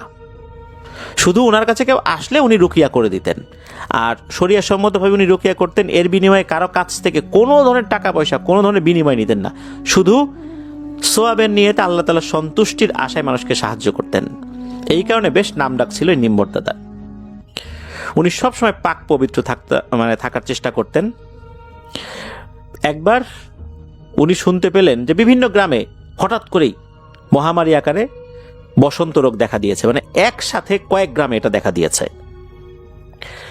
এদিকে নিম্বর দাদা উনি কি করতেন, কোনো গ্রামে বসন্ত রোগ ছড়িয়ে পড়েছে এটা শোনার সাথে সাথে উনি সেখানে ছুটে যেতেন। উনি একা যেতেন না, ওনার সাথে একটা টিম ছিল, এই টিম ওয়ার্ক করে এই কাজটি করতেন আর কি।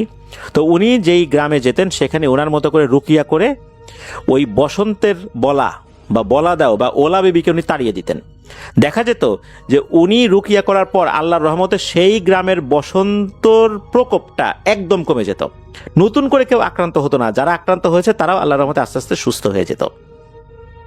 তো দাদা তো টিম ওয়ার্ক করে কাজটি করতেন, তার টিমে যারা ছিল আল্লাহর রহমতে তারাও কেউ বসন্ত রোগে আক্রান্ত হতেন না, এরা সবাই দাদার শিষ্য ছিল। আশ্চর্যের বিষয় হচ্ছে বিভিন্ন গ্রামে বসন্ত রোগ দেখা দিলেও যেই গ্রামের কথা আমরা বলেছি, অর্থাৎ এই শাহিন ভাইয়ের মায়ের যেই গ্রামটা নোয়াবাদ গ্রাম, এই গ্রামে কিন্তু বসন্তের কোনো প্রকোপই দেখা যেত না। আশেপাশে গ্রামে হয়েছে। তো এই নিম্বর দাদা উনি তো এই ওলা বিবি তাড়াতে খুবই ওস্তাদ ছিলেন। এই নিম্বর দাদা এবং তার টিম মেম্বারদের কারণে কোনোভাবেই এই ওলা বিবি বা এই বলা দেও সে বেশি দিন প্রভাব বিস্তার করতে পারে না, কোনো গ্রামে হত্যাযজ্ঞ চালাতে পারে না। দাদার এহেন কর্মকাণ্ডে এই বসন্তের বলা বা এই ওলা বিবির গ্রামে টিকে থাকাই দায় হয়ে পড়েছে, যার কারণে এই ওলা বিবি দাদার উপর প্রচন্ড ক্ষিপ্ত হয়ে পড়ে। সবসময় চেষ্টা করতে থাকে কিভাবে দাদার ক্ষতি করা যায়, কিন্তু দাদার ক্ষতি তো কোনোভাবেই করতে পারছে না। দাদা আল্লাহর রহমতে সবসময় পাক পবিত্র থাকতেন, শরীর বন্ধ করে রাখতেন, এ তো ক্ষতি করতে পারে না। তখন ছিল শীতকাল। প্রতিদিনের মতো দাদা সেদিনও পাশের একটি গ্রামে গেলেন এই ওলা বিবিকে তাড়াতে। সেটাকে তাড়াতে তাড়াতে রাত প্রায় 11টা বেজে যায়। তখনকার সময়, অর্থাৎ এখন থেকে প্রায় 100 বছরের কাছাকাছি সময় আগে, রাত 11টা মানে তো অনেক রাত। দাদা ওটাকে তাড়িয়ে বাড়িতে ফিরছিলেন। দাদার সাথে যারা ছিলেন তারাও একে একে যে যার বাড়িতে চলে গেছে, সব শেষ ছিলেন দাদা। উনি একা একা বাড়ির দিকে হাঁটা ধরেছেন। দাদা যে গ্রাম থেকে বসন্তের বলা বা এই ওলা বেবিকে তাড়িয়ে দিয়ে আসছিলেন, সেই গ্রাম থেকেই মূলত ওই ওলা বিবিটা দাদার পিছু নিয়েছে, যেটা দাদা বুঝতে পারেননি। দাদা তো নিশ্চিন্তে জিকির করতে করতে আসছেন বাড়ির দিকে, আর ওটাও দাদার পিছু নিয়ে আসছে। দাদা ঘুণাক্ষরেও টের পান নাই। সে শুধু সুযোগ খুঁজছিল দাদার ক্ষতি করার, কিন্তু কোনোভাবেই পারছিল না। দাদার শরীর বন্ধ, তারপর দাদার শরীর পাক পবিত্র। ওটা শুধু অপেক্ষায় ছিল দাদার কখন অজু ছুটে যায়, এরকম একটা অপেক্ষায় আছে, কিন্তু ও তো সুযোগ করতে পারছে না। দাদা বাসার একদম কাছাকাছি চলে আসছে, মানে হয়তো বা বাসার দূরত্ব আর দাদা যেখানে আছেন মধ্যবর্তী জায়গা 20-30 হাত এরকম একটা জায়গা। ওই সময় দাদার প্রচণ্ড রকমের জল বিয়োগ করার প্রয়োজনীয়তা চলে আসে। উনি চিন্তা করলেন যে এখানেই জল বিয়োগ করে এই যে টিউবওয়েলে হাত মুখ ধুয়ে অজু করে তারপর ঘরে ঢুকি। তো উনি আসলে চিন্তাও করতে পারেন নাই যে কি বিপদ ওনার জন্য অপেক্ষা করছে। উনি যেখানে ছিলেন ওখানেই একটা জায়গায় জল বিয়োগ করেন। আসলে গ্রামে কিন্তু শহরে যেভাবে দেখা যায় চারদিকে প্রাচীর করা থাকে, ওরকম প্রাচীর তো গ্রামের বাসাবাড়িতে থাকে না, ফাঁকাই থাকে। গ্রামের জায়গা জমির সীমানা নির্ধারিত হয়, বিশেষ করে বসত ভিটার আশেপাশে গাছ লাগানো থাকে, ওই গাছপালা দিয়ে সীমানা নির্ধারিত হয়। তো উনি একটা জায়গায় বসে জল বিয়োগ করেছেন। জল বিয়োগ করে যেই না পেছন দিকে ঘুরেছেন, তখনই দেখেন ওনার সামনে 10 থেকে 12 ফুট উচ্চতার একটা মহিলা অবয়ব দাঁড়িয়ে আছে, যার গায়ের রং কুচকুচে কালো, আর তার সারা শরীরে শুধু চোখ আর চোখ। তার মাথা বা মুখ কিছুই দেখা যায় না, তবে বডির অবয়ব দেখে বোঝা যাচ্ছে যে এইটা একটা মহিলা হতে পারে। আর সারা শরীরে চোখগুলো পিট পিট পিট পিট করছে, মানে একটার পলক পরে আর একটা খুলে থাকে, আর একটা পলক পরে, মানে এইভাবে আর কি। এতগুলো চোখ, কোনো না কোনো চোখ খুলে আছে, কোনোটা পলক পড়ছে, এটা উনি দেখেছেন। আর চোখগুলো লাল টকটকে বড় বড়। দাদা তো বুঝতে পেরেছেন ঘটনাটা কি হয়েছে। আর উনি যতই সাহসী মানুষ হোক না কেন, হঠাৎ করে উল্টো দিকে ঘুরেই যদি চোখের সামনে এরকম করে একটা অবয়ব পড়ে যায়, তাহলে যে কোনো মানুষেরই কিন্তু ভয় লেগে যাবে, এটাই স্বাভাবিক। দাদা সাহসী মানুষ, কিন্তু ওই সময় কিছু সময়ের জন্য উনি হতবিহ্বল হয়ে পড়েন যে কি করি। ওনার চিন্তা শক্তি কিছু সময়ের জন্য লোপ পায় যে কি করব। আর দাদা দরদর করে ঘামছেন। এদিকে দাদা যে আবার শরীর বন্ধ করবেন সেই অবস্থাও নাই। উনি বুঝতে পেরেছেন যে উনি মাত্র জল বিয়োগ করেছেন, ওনার এখন অজু নাই, আর এই সুযোগটাই সে নেয়ার জন্য এই পর্যন্ত চলে এসেছে। আর ওনার গলা দিয়ে আওয়াজও বের হচ্ছে না, নড়াচড়া করতেও ভুলে গেছেন।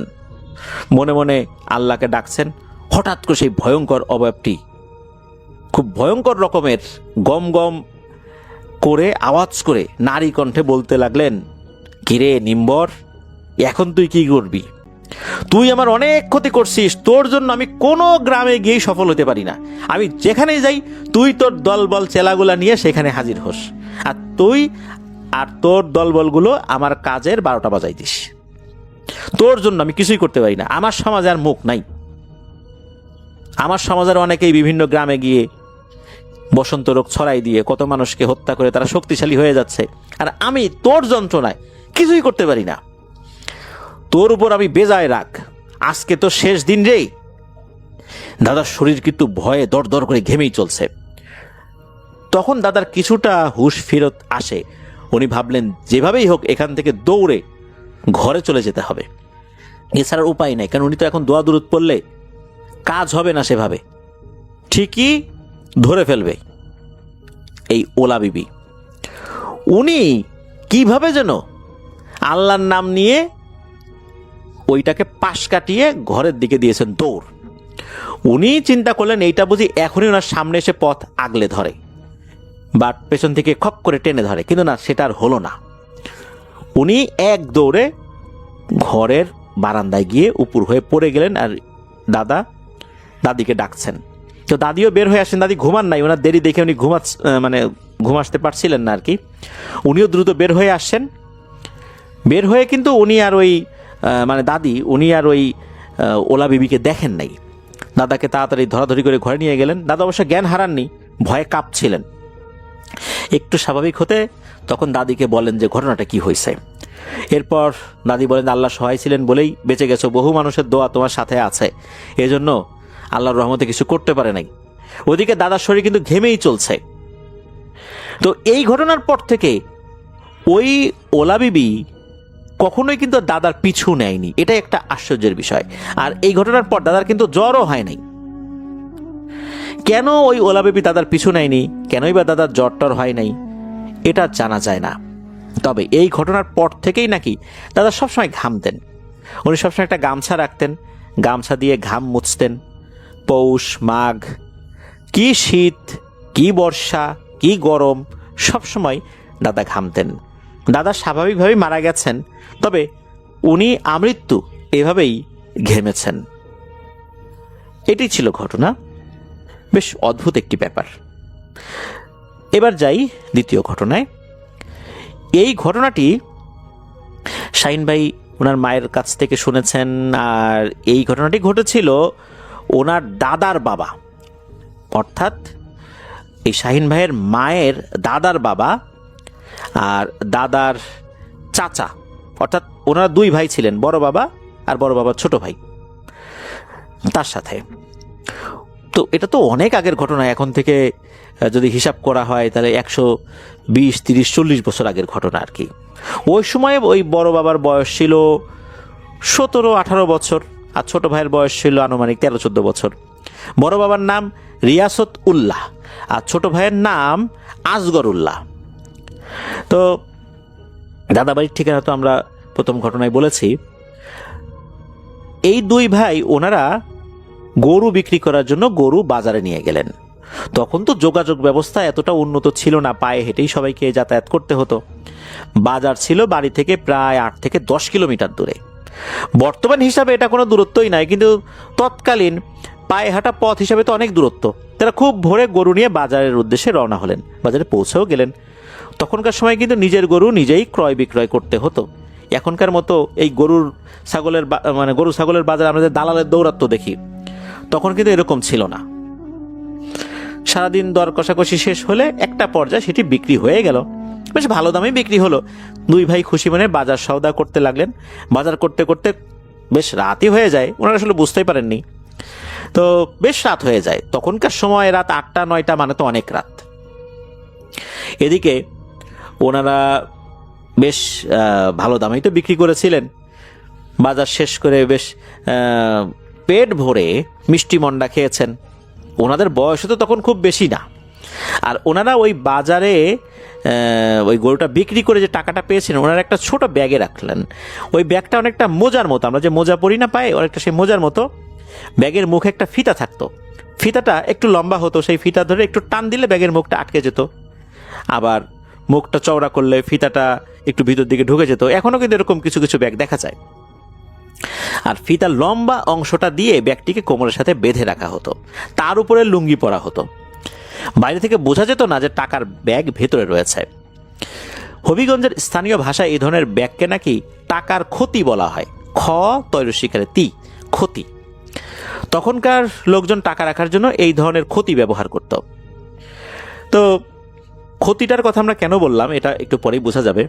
তো এই যে রিয়াসতুল্লাহ বড় বাবা আর ছোট ভাই, উনি তো ওনারা দুইজন বাজার শেষে বাড়ির দিকে রওনা দিয়েছেন। তো দুই ভাই বিভিন্ন গল্প গুজব করতে করতে বাড়িতে ফিরছিলেন। বাড়ির কাছাকাছি আসার পর হঠাৎ করে বড় বাবার ওই টাকার ব্যাগ বা ক্ষতির কথা মনে হয় যে আসলে টাকাটা ঠিকঠাক মতো আছে কিনা। যখনই উনি হাত দিয়েছেন লুঙ্গির উপরে, উনি দেখেন কিরে এই পাশে তো নাই, আবার আর এক পাশে হাত দেয়, নাই। উনি বুঝতে পারলেন এই ক্ষতিটা তাদের সাথে নেই। তো বড় বাবা ভেবেছেন হয়তো বা এই ক্ষতিটা তার ছোট ভাইয়ের কাছে আছে। তখন ছোট ভাই আসগরুল্লাহকে জিজ্ঞেস করেন, হ্যাঁ রে আসগর, টাকার ক্ষতি কই, এটা কি তোর কাছে? তখন আসগরুল্লাহ বলেন, আমার কাছে হবে কেন বড় ভাই, এটা তোমার কাছে, গরু বিক্রি করার পর থেকে তো ওটা তোমার কাছেই ছিল, ভালো করে কোমর পরীক্ষা করে দেখো। তখন তো বড় বাবা আটকে উঠলেন যে রে সর্বনাশ হয়েছে রে, টাকার ক্ষতি তো বাজারে ফেলে আসছি রে, গরু বিক্রির টাকা কতগুলা টাকা রে, এখন কি করব। তো তখন তো অনেক রাত হয়ে গেছে, আবার এই বাজারে যাবেন এতটা পথ পাড়ি দিয়ে, অনেক সময় এমনিতেই রাত 8টা-9টার দিকে ওখান থেকে বের হয়েছেন। 8-9 কিলোমিটার বা 10 কিলোমিটারের মতো পথ ওনারা হেঁটেছেন, আবার এতটা পথ যাবেন, কারণ বাড়ির কাছাকাছি চলে আসছিলেন। তো এদিকে এতটা পথ হেঁটে যাওয়ার পরও এই ক্ষতিটা পাওয়া যাবে কি না তারও তো নিশ্চয়তা নাই। এদিকে এতগুলো টাকা, গরু বিক্রির টাকা, একটা গরু পালতে খাওয়াতে কি পরিমাণ কষ্ট করতে হয়, সন্তানের মতো করে লালন পালন করতে হয়। বড় বাবা তো কিছুতেই নিজের মনকে বোঝাতে পারছেন না। ছোট ভাইকে বললেন যে আরে এত কষ্টের টাকা এইভাবে তো ফেলে আসতে পারি না রে, চল আল্লাহর নাম নিয়ে হাঁটা দিই। তখন ওনারা দুইজন রওনা দিলেন। ওনার বিশ্বাস ছিল যে এটা ওনার সৎ উপার্জনের টাকা, কাউকে কখনো উনি ক্ষতি করেন নাই, কারোর সাথে এমন কোনো আচরণ করেন নাই যার কারণে তার ক্ষতি হয়েছে। সুতরাং তার টাকা এভাবে হারিয়ে যাবে নিশ্চয়ই আল্লাহ তাআলা এটা চাইবেন না। ভুল হয়ে যেতেই পারে, তারপরে খুঁজতে তো হবে। দুই ভাই মিলে রওনা দিয়েছেন। ওর একটা বিশ্বাস ছিল আল্লাহ নিশ্চয়ই টাকার যে ব্যাগ বা ক্ষতিটা ফেরত দেওয়ার ব্যবস্থা করবেন।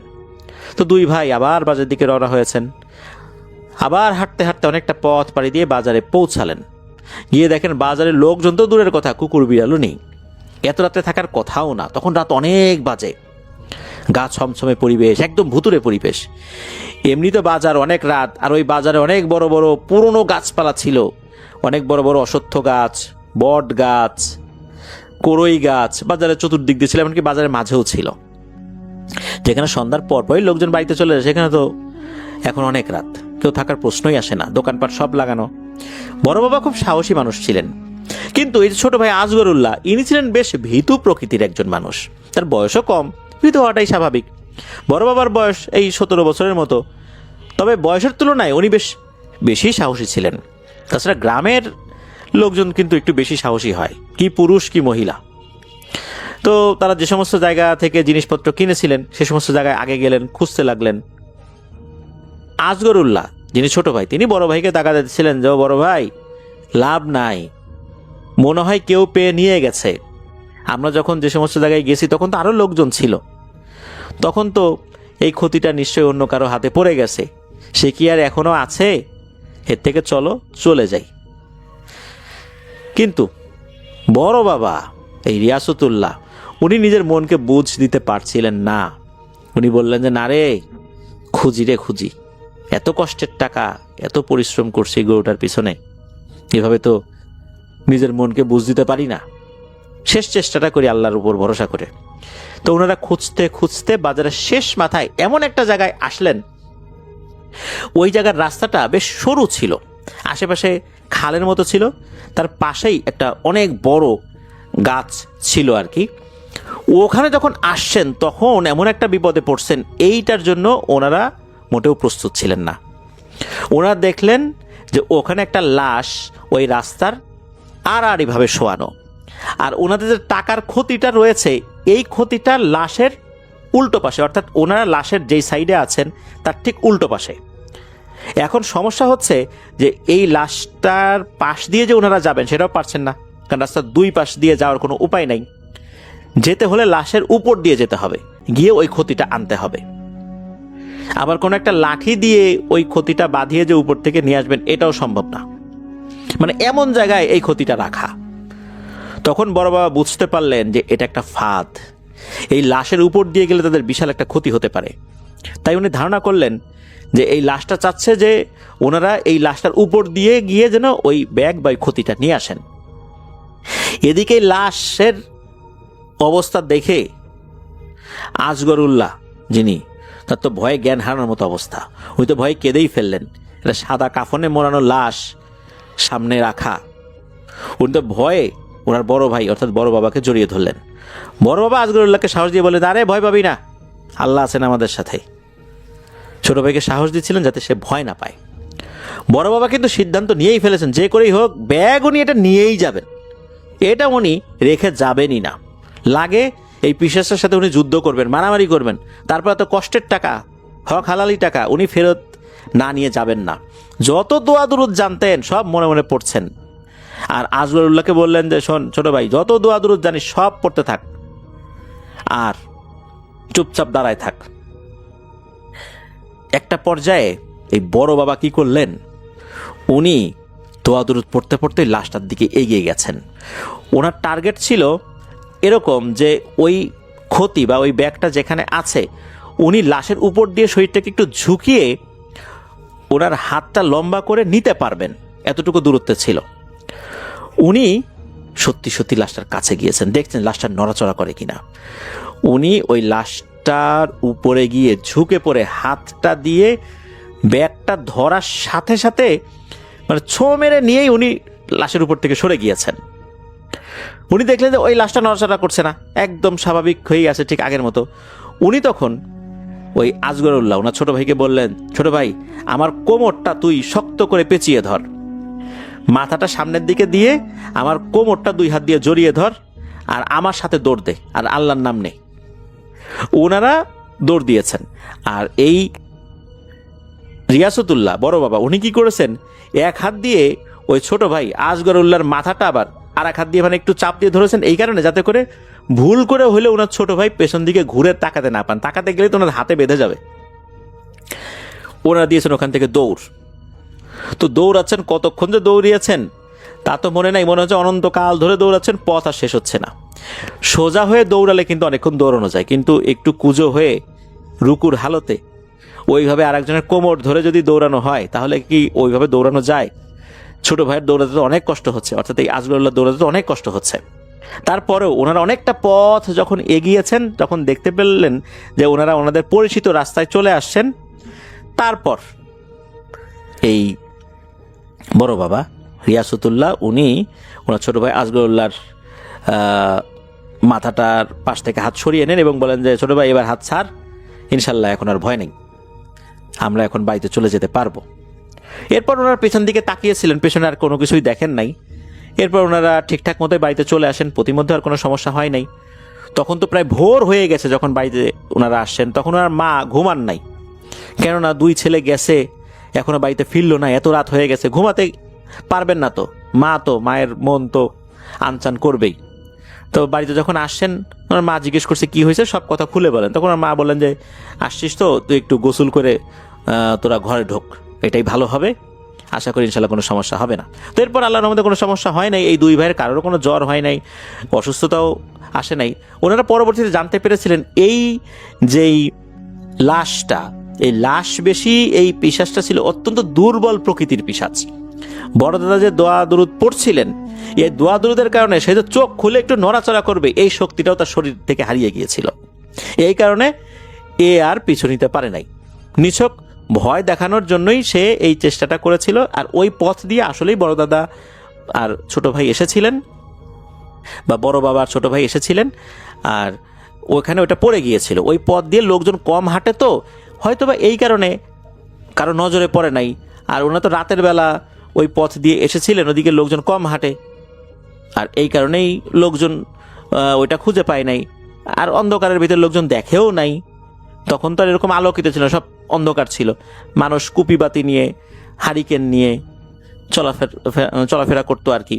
তো এভাবেই বড় বাবা এই রিয়াসতুল্লাহ আর ছোট ভাই আজমতুল্লাহ ওনারা এই ধরনের একটা ভয়ঙ্কর পরিস্থিতি থেকে আল্লাহর রহমতে ফেরত আসতে পেরেছিলেন। ধন্যবাদ জানাচ্ছি আমাদেরকে যিনি ঘটনা পাঠিয়েছেন শাহিন ভাইকে, ওনার পাঠানো ঘটনার জন্য। আশা করি উনি আরও ঘটনা আমাদেরকে ইনশাল্লাহ পাঠাবেন। আসসালামু আলাইকুম লিসেনার্স, আমি মোহাম্মদ সিয়ামুল ইসলাম। আজকে যে ঘটনাটি শেয়ার করতে যাচ্ছি সেই ঘটনাটি আমাকে পাঠিয়েছেন আমাদের মডারেটর পরাণ ভাই, এবং পরাণ ভাইকে যিনি পাঠিয়েছেন তিনি একজন সৌদি প্রবাসী, তার নাম হৃদয় ভাই। তিনি যেভাবে ঘটনাটি লিখেছেন ঠিক সেইভাবে আমি ঘটনাটি বলার চেষ্টা করছি। ঘটনাটি 2014 সালের শেষের দিকে শীতকালের একটি ঘটনা। এক রাতে হৃদয় ভাই ও তার কয়েকজন বন্ধু মিলে রাত 12টার দিকে মাঠে গিয়ে মটরশুঁটি পুড়িয়ে খাচ্ছিলেন।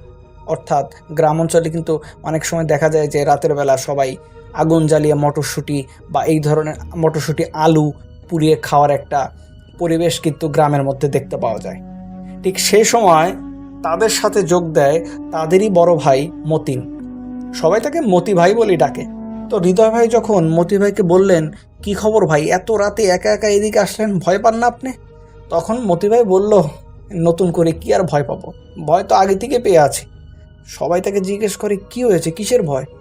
তখন মতি ভাই বলল, আচ্ছা তোদেরকে এই ভয়ের রাতে এই নিরিবিলি পরিবেশে একটা ঘটনা বলছি, শোন। তখন মতি ভাই তার মতো করে ঘটনা বলা শুরু করলো। মতি ভাই বলছে, একদিন রাতে তিনি কারোর সাথে রাস্তা দিয়ে যাচ্ছিল এবং যাওয়ার সময় তিনি শুনতে পান যে রাস্তার ধারের এক বাড়ি থেকে চিল্লাপাল্লার আওয়াজ, অর্থাৎ বেশ চিৎকারের আওয়াজ। একজন উচ্চস্বরে হু হু আওয়াজ করে বলছে, আমারে স্যার সাইরা দে, আমার ভাই আসছে, আমারে নিয়ে যাইব, স্যার আমারে ভাইয়ের কাছে যাইতে দে।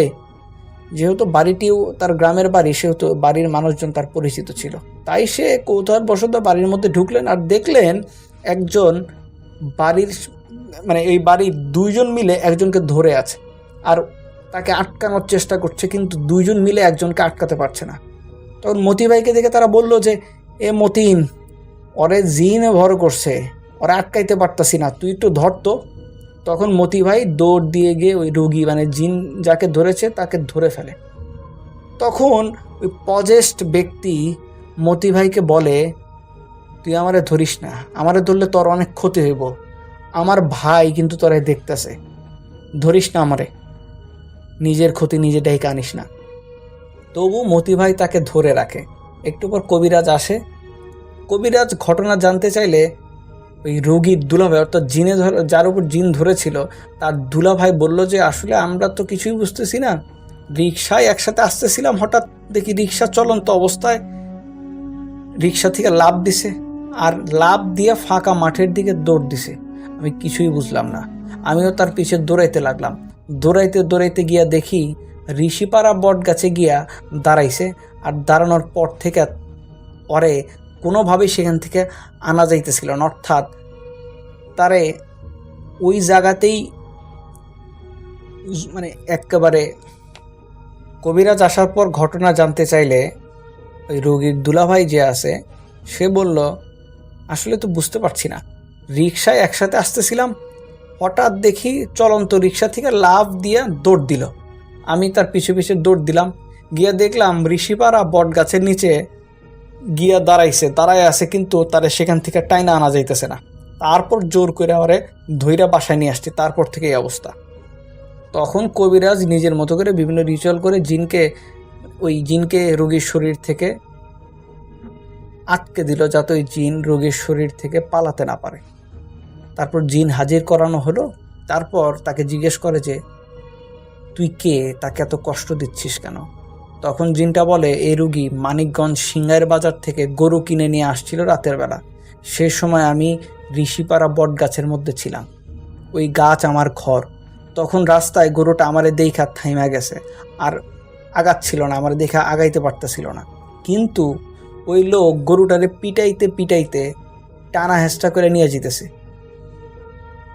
ওর তো বোঝা উচিত ছিল যে গরু আগাইতেছে না কেন, এত কষ্ট দিয়ে গরুটারে কেন নিয়ে এসে, ওইটা দেখে আমার খুব খারাপ লাগছে। তখন কবিরাজ বলল যে, ও তো জানে না গরু কি দেখছে, তাই অজান্তে এই কাজ করছে, তুমি ওরে ছেড়ে দাও। আর জিন বারবার বলল যে, আমি ওরে ছেড়ে যাবো না, কিন্তু কবিরাজ বারবার বলল যে, তুই ওরে ছেড়ে দে। তখন মতি ভাইয়ের হাতে একটা পানির বোতল দিয়ে বলে যে, আমি মন্ত্র পড়তে, কবিরাজ বলে যে, আমি মন্ত্র পড়তেছি আর তুমি এই পানি ছিটাইতে থাকো আর মুখের দিকে। বারবার মতি ভাই পানি ছিটাচ্ছিল, কিন্তু ওই রোগী কোনোভাবেই নিস্তেজ হচ্ছিল না, সে বারবার ছটপট করছিল এবং ওই জিন বারবার বলতেছে, আমি ওরা ছেড়ে আমি যাব না। তখন মতি ভাই তার গায়ে পানি ছিটা দিতে শুরু করে আবার। তখন সে জিন বলতে থাকে, যত কষ্ট দিবি দে, আমার গা জ্বলা যাক, তবুও আমি যাব না। একটু পর ওই রোগী বেহুশ হয়ে যায়। সবাই ভেবে নেয় যে জিনটা চলে গেছে, তাই তারা রোগীকে ছেড়ে দেয়। তারপর সে মাটিতে শুয়ে পড়ে। ছেড়ে দেওয়ার ঠিক 5-7 সেকেন্ড পরে রোগী আবার উঠে দাঁড়ায়, তারপর একটা দৌড় দেয়। তখন মতি ভাই তার পেছন গিয়ে তাকে জাপটে ধরে, কিন্তু কিছুতেই আটকাতে পারছিল না। তার মানে এই জিন চলে যাওয়ার নাটক করে সবাইকে ফাঁকি দিয়ে রোগীকে নিয়ে যেতে চেয়েছিল। তখন সেই জিন মতি ভাইকে বলতে থাকে, তোর সাথে আমার কোনো শত্রুতা নেই, আমারে ছেড়ে দে, নইলে তোর অনেক বড় ক্ষতি হইব। আমার ভাই কিন্তু দেখতেছে, সে তোরে ছাড়তো না, সে তোরে দেখে নিব। নিজের ভালো চাইলে আমারে ছাইরা দে, আমারে আমার ভাইয়ের কাছে যাইতে দে। মতি ভাই বলে যে, তোর যা করার করিস, আমি তোকে ছাড়বো না। তখন পেছন থেকে বাকি লোকরা এসে তাকে ধরে ফেলে। জিন বলতে থাকে, তুই আমারে ছাড়লি না, দেখ আমার ভাই তোরে এবার কি করে। একটু পর কবিরাজ আবারও বিভিন্ন রিচুয়াল করতে থাকে। রিচুয়ালের এক পর্যায়ে জিনটা চলে যায়, রোগীর জ্ঞান ফেরে এবং অবস্থা মোটামুটি স্বাভাবিক লাগছিল। তার ঠিক আধ ঘন্টা পরে আবার সে ছোটাছুটি শুরু করে। তার মানে জিন আবার এসছে আর বলতেছে, আমি ওরে লইয়া যাবো, আমারে তাড়াইতে পারবা না। তখন কবিরাজ বলে, আচ্ছা তাহলে বল, কি করলে ওরে তুই ছেড়ে দিবি? সে বলে, আমি কোনো কিছুতেই যাব না, আমি গেলে ওরে নিয়েই যাবো। তারপর কবিরাজ বলে, এই রোগীকে এখানে কিছু করা যাবে না, আমার বাড়িতে নিয়ে চলেন। সবাই মিলে রোগীকে পাশের গ্রামে কবিরাজের বাড়িতে নিয়ে যাওয়া হয়, অর্থাৎ কবিরাজের বাড়ি পাশের গ্রামে ছিল। তখন মধ্যরাত, কবিরাজ অনেক সময় অনেক রিচুয়াল করতে থাকতে শুরু করে এবং রিচুয়াল করতে করতে রাত আরও গভীর হয়। তখন রোগী আপনা আপনি মাটিতে লুটিয়ে পড়ে এবং কবিরাজ তার গায়ে হাত দেওয়ার পর বলে, তুই যদি না যাস তাহলে আমি তোর বোতলে বন্দি করব। তারপর হঠাৎ করেই দেখা যায় যে এই জিনে ধরা রোগী তার আস্তে আস্তে নিঃশ্বাস বন্ধ হয়ে যায়। সবাই অবাক হয়ে যায়, সবাই কেউ ভাবতে পারছিল না যে হঠাৎ করে তার নিঃশ্বাস কেন বন্ধ হয়ে গেল। তারপর দেখা গেল যে রোগী মারা গেছে। সবাই বেশ আচমকা এবং প্রচণ্ড ভয় পায় যে হঠাৎ করে কিভাবে এত সহজে একটা মানুষ মারা যেতে পারে। তারপর কবিরাজ চোখের সামনে জিনটাকে বোতলের মধ্যে বন্দি করে, কিন্তু দুঃখের বিষয় ছিল জিনটাকে বোতলের মধ্যে বন্দি করার পরেও ওই রুগীটাকে আর বাঁচানো যায় নাই, ওই রুগীটা মারা যায়। তারপর পুরো গ্রামে শোক নেমে আসে। তারপর ওই রুগীর মানে ওই জিনে ধরার লোকটির জানাজা হয়, তারপর তাকে কবর দেওয়া হয়। আসলে ব্যাপারটা কেউ বুঝতে পারছিল না যে কেমন করে এই ধরনের ঘটনা চোখের সামনে ঘটলো এবং সেই রুগী যে মারা যাবে কেউ কল্পনাও করতে পারেনি। তো এরকমভাবে এক সপ্তাহ চলে যায়। এক সপ্তাহ পরে মতিন ভাই ঢাকা থেকে একটা রাতে গ্রামে ফিরছিলেন। তো তিনি সিংগাইর বাস স্ট্যান্ড থেকে বাড়ির উদ্দেশ্যে রওনা দিবেন। তখন দেখেন যে কোনো রিক্সা নাই, কোনো যানবাহন নাই, তাই সে পায়ে হেঁটে হেঁটে বাড়ির দিকে রওনা দেন। তাদের গ্রামের নাম ছিল দাসের হাটি গ্রাম। তিনি যেই মেইন রোড দিয়ে ঘুরে যাবেন, সেই মেইন রোড দিয়ে মানে গেলে তার তাড়াতাড়ি হবে, তাই সে মেইন রোড দিয়ে ঘুরে মানে মেইন রোড দিয়ে না গিয়ে মেইন রোড দিয়ে ঘুরে যায় এবং একটা লোকাল রাস্তা দিয়ে শর্টকাট নেন যাতে তার বাড়ি তাড়াতাড়ি পৌঁছাতে পারে সে। এবং সেই রাস্তা দিয়ে দাসের হাটি আসার আগেই তালপট্টি 3 রাস্তার মোড় এলাকার পাশে আলম মার্ডার নামে একটা ব্রিজ আছে। ব্রিজটা নির্মাণের সময় সেখানে আলম নামের একটা লোককে মার্ডার করা হয়। তারপর থেকে সেই ব্রিজের নাম আলম মার্ডার ব্রিজ। তো আস্তে আস্তে যখন তিনি তালপট্টির 3 মাথা রাস্তার কাছাকাছি আসেন, তখনই মোবাইলের ঘড়িতে তাকিয়ে দেখে রাত 2টা বাজে। তিনি আপন মনে গান গাইতে গাইতে রাস্তায় হাঁটছিলেন। আলম মার্ডার ব্রিজের কাছাকাছি আসার পর হঠাৎ তিনি খেয়াল করলেন ব্রিজের উপরে বিশাল আকৃতির একটা অবয়ব দাঁড়িয়ে আছে, যার 2 পা ব্রিজের 2 রেলিংয়ে দেওয়া, অর্থাৎ ব্রিজের 2 রেলিংয়ে 2 পা দেওয়া, এরকম একটি দৃশ্য সে দেখতে পায়।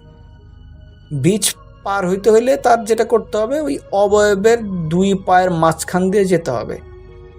ততক্ষণে মতি ভাই বুঝতে পারছেন যে তিনি ভয়ানক কোনো জিনের পাল্লায় পড়ে গেছে। তখন ওই অবয়বটা মতি ভাইকে উদ্দেশ্য করে বলে, কিরে মতই না, কদিন থেকে তোর খোঁজে আইছিলাম, আজকে তোর দেখা পাইলাম, আয় বাড়ি যাবি না, আমার নিচ দিয়া যা। তখন মতি ভাই বলে, না আমি যাব না। তখন অবয়বটা আবারও বলে, আমার হাত থেকে তোর নিস্তার নেই, তোর জন্য আমার ভাইটারে হারাইছি আমি। সেদিন তুই আমার ভাইরে ছাইরা দিলে আজও আমার কাছে থাকতো। কবিরাজ ওরে আটকায় রাখছে, কই রাখছে তাও আমি জানি না। এসব শুনে মতি ভাই বুঝে যায় সেই জিন যার ভাইকে সেদিন তার কবিরাজ বোতলবন্দি করছিল আর কি। গ্রামের লোক হওয়ায় তিনি তেমন ভয় পেলেন না, কারণ মতি ভাই বেশ সাহসী ছিলেন। কিন্তু এটা বুঝে গেছে যে এখানে থাকলে তার ক্ষতি হতে পারে, তাই তিনি আল্লাহ আকবর বলে পিছনের দিকে দৌড় দেয়। দৌড়াতে দৌড়াতে আবার সে তালপট্টিতে ফিরে আসে। সেখান থেকে তিনি অন্য রাস্তা ধরে আবার বাড়ির দিকে রওনা দেন। যদিও একটু ঘুরে যেতে হবে, তবুও তিনি যাচ্ছিলেন এই রাস্তায়, কারণ তিনি বুঝে গিয়েছিলেন ওই ব্রিজ পার হতে দেবে না, ওই জিনটা তাকে পার হতে দেবে না। যেতে যেতে রাস্তার কয়েকটা তাল গাছ পড়ে এবং রাস্তার 2 পাশে সারি সারি তাল গাছ, এবং তাকে কয়েকটা তাল গাছ পাড়ি দিতে হবে, তারপরেই তার গ্রামের বাড়ি। মোদি ভাই একটু ভয়ে ভয়ে রাস্তা হাঁটছিলেন, বাড়ি গুটি গুটি পায়ে আস্তে আস্তে হাঁটছিলেন। বাড়ির আগে তাল গাছ, তাল গাছের আগে একটা সরি বাড়ির আগে একটা বাঁশঝাড়, তার আগে একটা ওই তাল গাছের সারি। তিনি এখন তাল গাছের সারি পার হচ্ছেন। তখন তিনি খেয়াল করেন যে বাজার থেকে একটা মহিলা কান্না করতে করতে রাস্তা পার হয়ে মাঠের দিকে যাচ্ছে। আর মহিলা মাঠের দিকে যাচ্ছিল, ঠিক সেই সময় মনে হচ্ছিল যে ওই মাঠের সামনে একটা বিলের মতো জলাশয় দেখা যাচ্ছে। মতিন ভাই ভাবেন হয়তো এখানকার বা কোনো বাড়ির মহিলা মানে কোনো কারণে হয়তো বা ওই মাঠের দিকে যাচ্ছেন, এবং মাঠের সামনে একটা যে জলাশয় দেখতে পাচ্ছিলেন, তিনি খেয়াল করলেন যে ওই জলাশয় হয়তো বা কোনো কাজ আছে, এই কারণে সে ওই জলাশয়ের দিকে যাচ্ছে। কিন্তু তিনি খেয়াল করলেন যে না, ওই মহিলাটি থেমে গেছে। ওই থেমে গিয়ে কান্না করতেছে হাউমা করে, এবং কান্নার শব্দে মতি ভাই তাকে ডাক দেন। তারপর বলে যে কে আপনি, এত রাতে কান্না করতেছেন? কিন্তু মহিলা উত্তর না দিয়ে কাঁদতে কাঁদতে সামনের দিকে আবার হাঁটা দেয়। মতি ভাই আবার সেই মহিলার পিছু নেয়, এবং পিছু নেওয়ার পরে মতি ভাই ওই মহিলার ঠিক পিছে পিছে হাঁটতে লাগলেন। তার আসলে অন্য কিছু খেয়াল ছিল না। সে হিপনোটাইজের মতো, মন্ত্রমুগ্ধের মতো মেয়েটির মানে ওই মহিলার পিছে পিছে হাঁটতে লাগলেন। এবং এক পর্যায়ে হাঁটতে হাঁটতে তিনি খেয়াল করলেন, যখন তার হুঁশ আসলো, যে তিনি প্রায় 2-3 কিলোমিটার দূরে চলে আসছেন। আর জায়গাটা দেখে তিনি চিনে ফেলেন যে এটা আখতারের ডাঙ্গা এলাকা, এবং এই এলাকায় অনেক ভূতরে কাহিনী আছে এই এলাকাটাকে নিয়ে। তো সে বুঝতে পারছিল না সে কি করবে। তো এই জায়গায় একটা অনেক পুরাতন গাব গাছ ছিল। তিনি দেখেন যে ওই মহিলাটি টিকটিকির মতো হেঁটে হেঁটে সেই গাব মানে এই গাছের একেবারে মগ ডালে উঠে গেছে।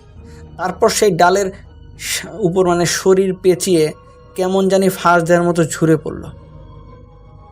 তারপর তার দিকে তাকিয়ে বলতে শুরু করলো, আজ তোরে পাইছি রে, আজ তোর বাঁচন নাই।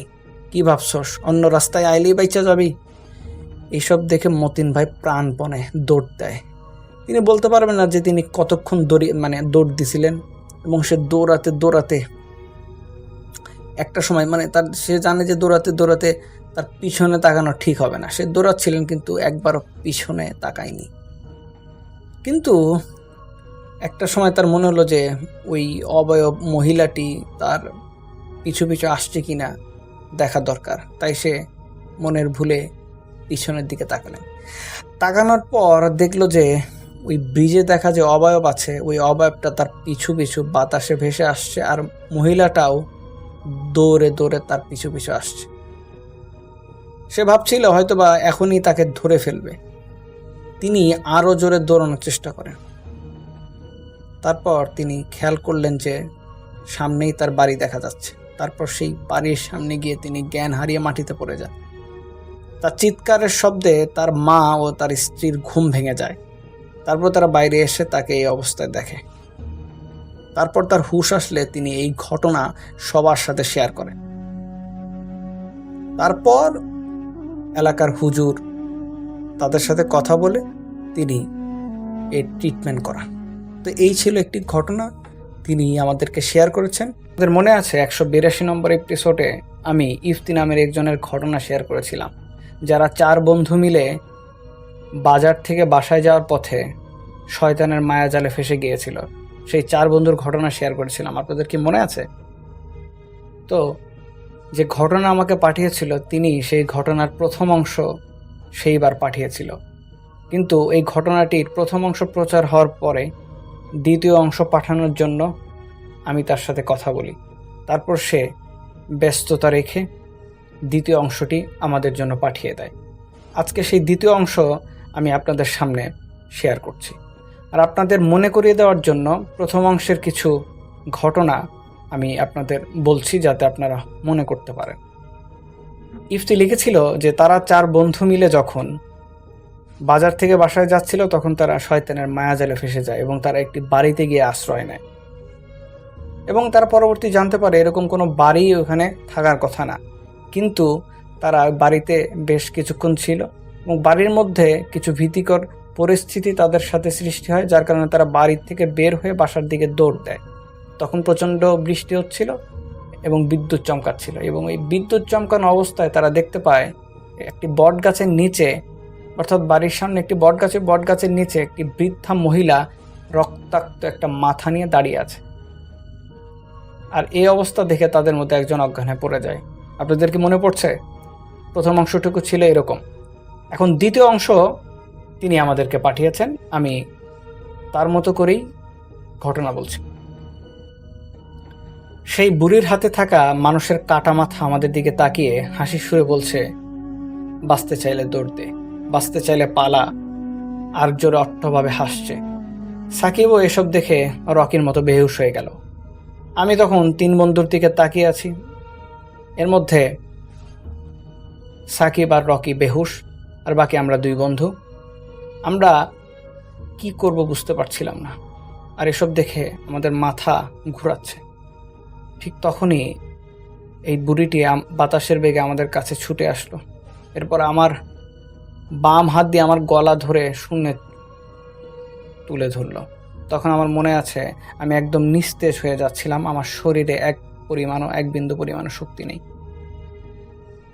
চিৎকার করা বা হাত নড়ানোর ক্ষমতা আমার ছিল না। আর একবার ওই বুড়ির মুখের দিকে তাকিয়ে দেখলাম কুচকুচে কালো মুখ আর ভয়ানকভাবে হাসছে। আমার মনে হচ্ছিল আমি হয়তো মরে যাচ্ছি। আর চোখ লেগে আসলো, তারপর আর কিছু মনে নেই। চোখ খুললো 2 দিন পর হাসপাতালের বেডে। হাসপাতালের ঘড়িতে তাকিয়ে দেখি রাত 2:38। তখন আমি প্রচণ্ড অসুস্থ এবং আমার শরীর প্রচণ্ড ব্যথা। সব কিছু মনে করার চেষ্টা করলাম কি হয়েছিল আমার সাথে, আমি এখানে কিভাবে আসলাম, কে নিয়ে আসলো। একটু পর দেখি আমার বড় ভাই সুমন আমার কাছে আসলো। আসার পর আমাকে বলল, কিরে তুই ঠিক আছিস? তখন আমি আমার বড় ভাই সুমনকে বললাম, হ্যাঁ ভাই আমি ঠিক আছি। আমি এইভাবে কিভাবে আসলাম এখানে, কিভাবে আসলাম, আর আমার বাকি বন্ধুরা কোথায়, ওরা ঠিক আছে তো? তারপর দেখি ভাইয়া চুপচাপ আছে, কথা বলছে না। আমি তখন আরও ভয় পাচ্ছি আর আমার টেনশন হচ্ছিল বাকি বন্ধুদের নিয়ে।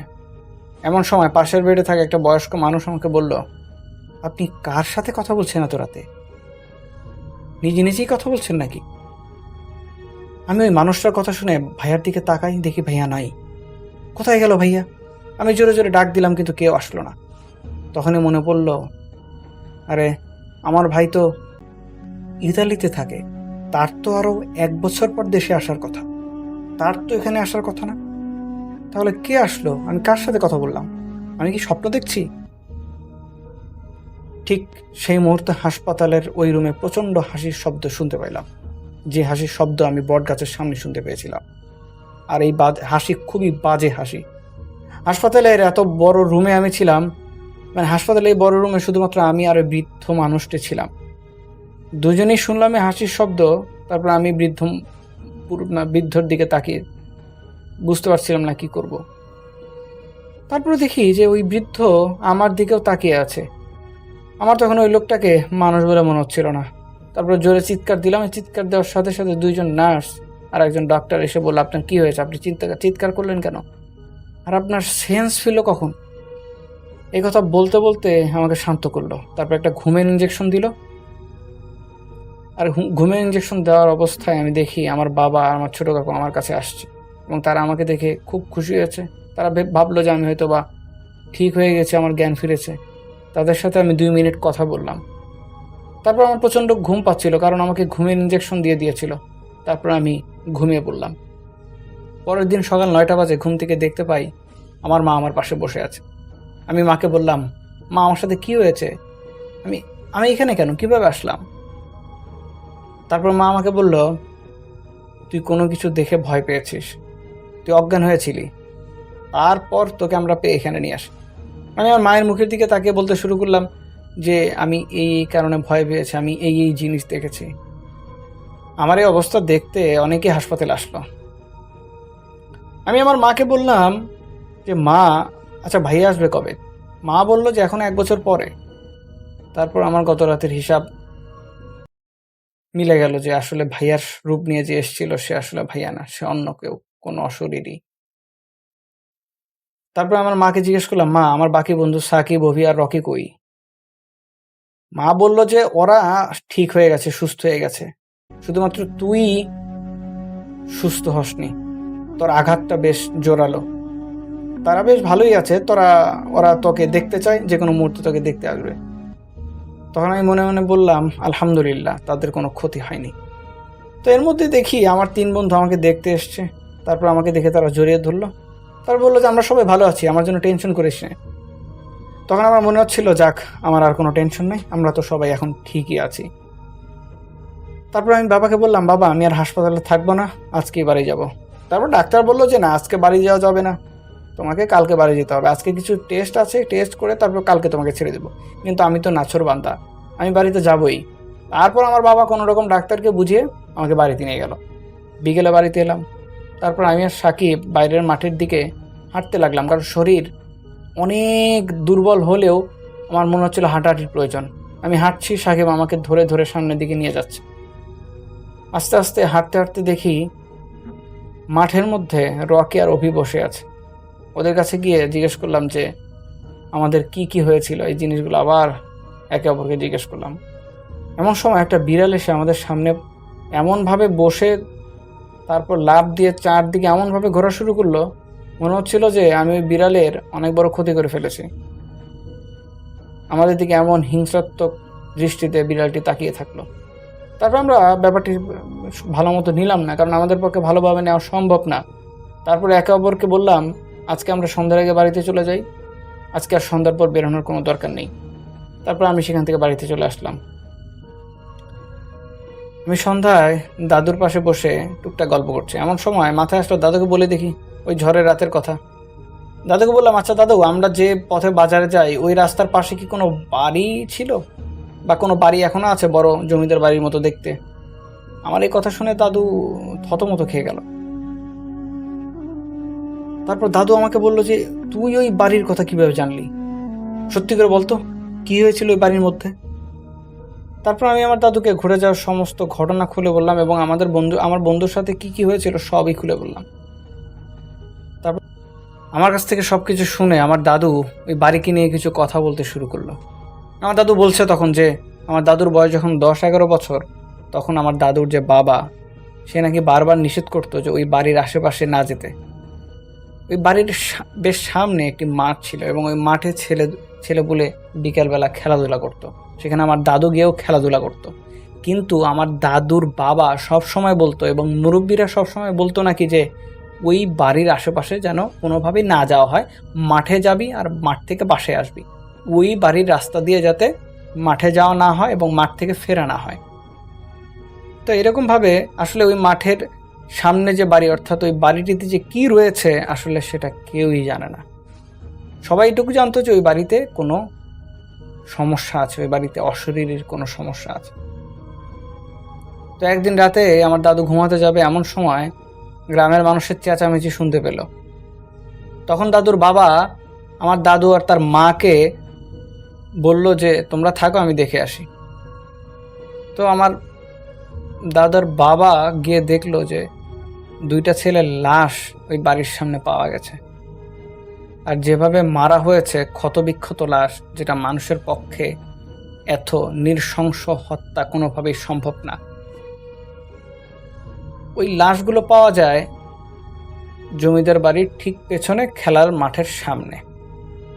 লাশ ছিল ক্ষতবিক্ষত খাওয়া, জন্তু জানোয়ার খুবলে খেলে যেরকম দেখায় ঠিক সেরকম। এই ঘটনা নিয়ে গ্রামে প্রচুর আলোচনা হয়, সবাই আতঙ্কে পড়ে যায়। কেউ ভাবছে এই বাচ্চাদের কে মারবে, বাচ্চাদের সাথে কার এত শত্রুতা। আর গ্রামে যদি কোনো জন্তু জানোয়ার থাকতো তাহলে তো আমরা জানতাম। আর তারপর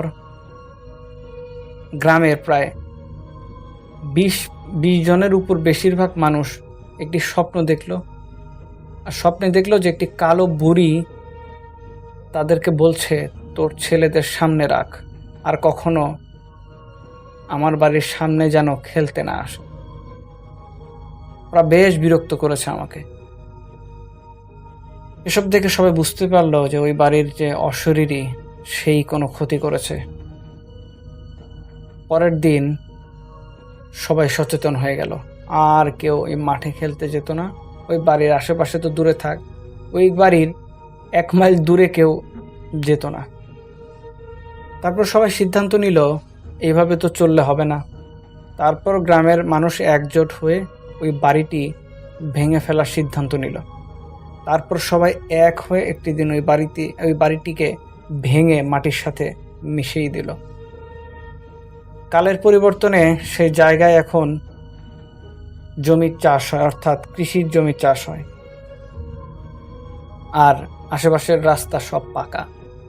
সবাই ওই রাস্তা দিয়ে বাড়িতে যায়, কিন্তু গভীর রাত হলে ওই রাস্তা দিয়ে আর কেউ বাড়িতে যায় না। এই কথা শুনে আমার মা আমাকে খেতে ডাকলো। আমি তখন খেতে গেলাম, আর তারপর ভাবলাম যে কালকে আমার বন্ধুদের গিয়ে ওই ঘটনা সবাইকে জানাবো। পরের দিন আমি আমার বন্ধু সাকিব, ববি আর রকিকে বললাম যে আমার দাদু এই বলেছে। তারপর সবাই ব্যাপারটি জানতে পারলো। আসলে আমাদের গ্রামের মুরব্বীরা সবাই ব্যাপারটি জানতো, কিন্তু আমাদেরকে বলেনি, কারণ আমরা যদি ভয় পেয়ে যাই। শুধুমাত্র এতটুকু বলতো যে রাত হলে ওই রাস্তা দিয়ে যাতে কোথাও যাওয়া না হয়, কিন্তু আমরা এই কথা শুনিনি। তো এই ছিল ঘটনা। এখন তারা 4 বন্ধু একসাথে আছে, সুস্থ আছে। আসসালামু আলাইকুম। থ্যাংক ইউ সো মাচ আপনার ঘটনার জন্য, আপনাকে অনেক ধন্যবাদ। এবং আমরা চলে যাব আমাদের পরবর্তী অতিথির কাছে। আশা করছি যে তার যে শোনানো ঘটনাটা, সেই ঘটনাটা আপনাদের ভালো লাগবে। আসসালামু আলাইকুম ভাইয়া, কেমন আছেন? আশা করছি অবশ্যই ভালো আছেন, এবং আপনার অডিয়েন্সরাও অবশ্যই ভালো আছে বলে আমি আশা রাখতেছি। আজকে আমি আপনাদের জন্য একটা অদ্ভুত, রহস্যময় এবং ভীতিকর ঘটনা শেয়ার করব, যা ইতিপূর্বে কখনোই শোনেননি। এই গল্পটি শুনতে বসার সময় আপনাদের রোমাঞ্চের অনুভূতি হয়তো দম বন্ধ করে দেবে, হাড় কাঁপানো মুহূর্ত আসবে, আর কিছুক্ষণের জন্য নিঃশ্বাসও থেমে যেতে পারে।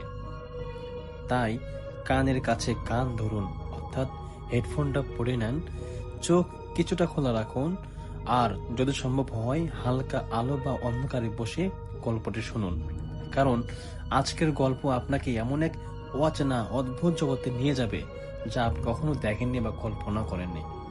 আমি চাই আপনি নিজেকে কল্পনা করুন সেই পরিস্থিতিতে, রাতের নিঃশব্দতার চারপাশে হাওয়া হালকা বাতাসের মতো বইছে, চারপাশে শুধু অন্ধকার, আর কোথাও দূরে ভেসে আসছে অদ্ভুত রহস্যময় শব্দ।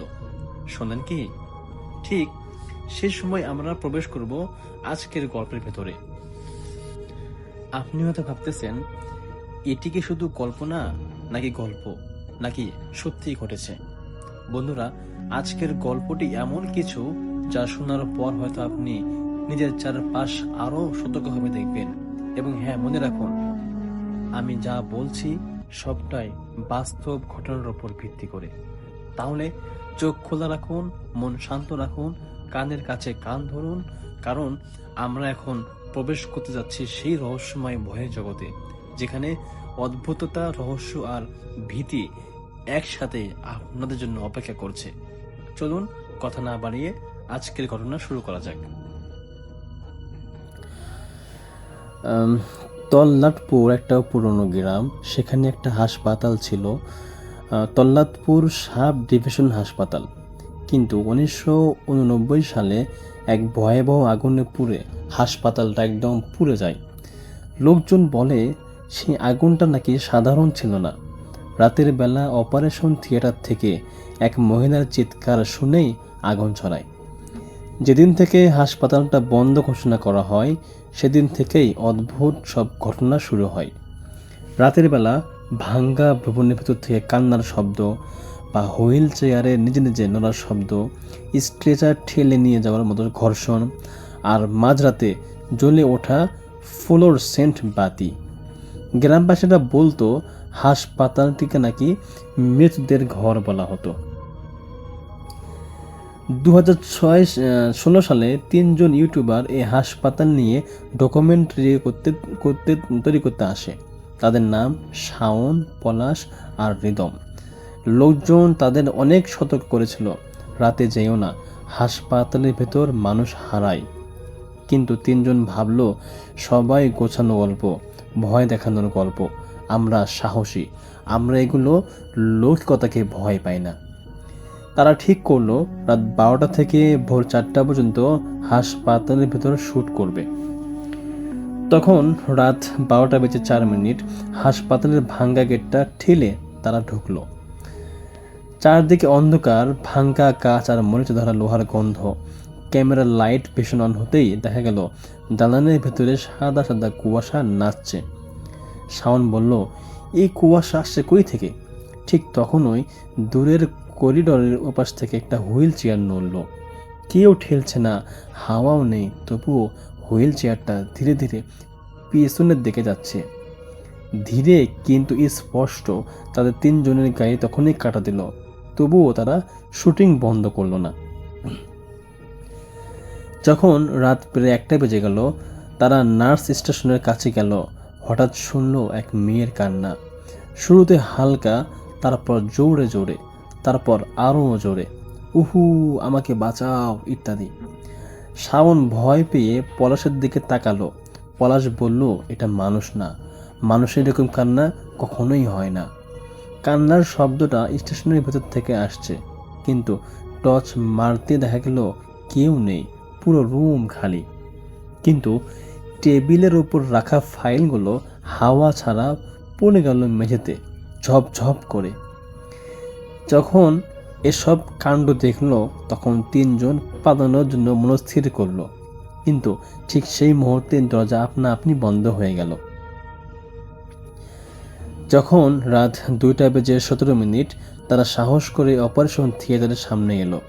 লোকজন বলে আগুন এই রুম থেকেই নাকি ছড়িয়েছিল। দরজায় হাত দিতেই ঠান্ডা কুয়াশার মতো কিছু বের হয়ে গেল। হৃদম ক্যামেরা তাকাতেই নাইট ভিশনের স্ক্রিন দিয়ে দেখা গেল একটা কালো ছায়া দরজার ফাঁক দিকে দাঁড়িয়ে আছে।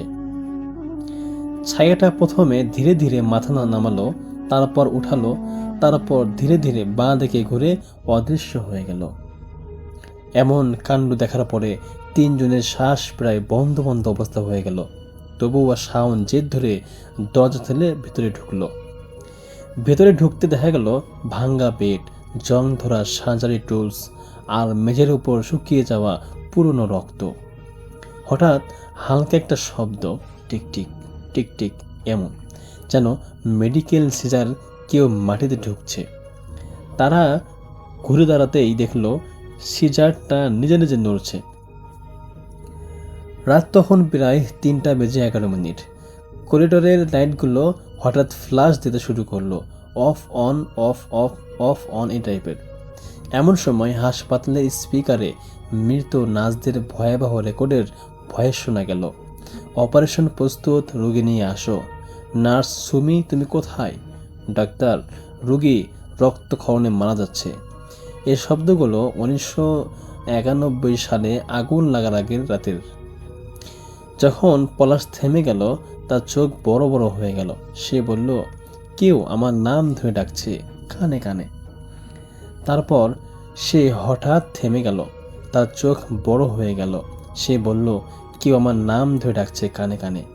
তারপর সে হঠাৎ ক্যামেরার সামনে উঠে চিৎকার দিল, ওরা এখানে আছে, ছায়াগুলো বেঁচে আছে। ঠিক সেই মুহূর্তে নাইট ভিশন দেখা গেল তাদের পিছনে 5-6টা মানুষের আকৃতিতে, কোনো মুখ নেই, কোনো চোখ নেই, কোনো মুখ নেই, সমস্ত কিছু পোড়া, তবে ছায়ার মতো দাঁড়িয়ে আছে। তারা সামনে এগেছিল, তবে হাত ছিল না, ভেসে ভেসে সামনে এগেছিল। ক্যামেরার ফুটেজের শেষ 30 সেকেন্ড দেখা যায় শাওন দৌড়াচ্ছে, হৃদম চিৎকার করছে, আর পলাশকে কেউ টেনে দিয়ে পিছনে নিয়ে যাচ্ছে। ফুটেজ পড়ে যাওয়ার মাটিতে শেষ জিনিসটা দেখা যায়, একটা পুরো যাওয়া নার্সের ছায়া ক্যামেরার সামনে এসে মাথা কাত করে তাকাচ্ছে। তারপর সব কিছু অন্ধকার হয়ে গেল। পরের দিন গ্রামবাসী দেখে হাসপাতালের ভেতরে শুধু 3 জনের ব্যাগ পড়ে আছে, কিন্তু শাওন, পলাশ, হৃদম কখনোই আর ফিরে আসেনি। শুধু ক্যামেরাতে একটাই দেখা যায়, রেকর্ডেড 4:03 AM।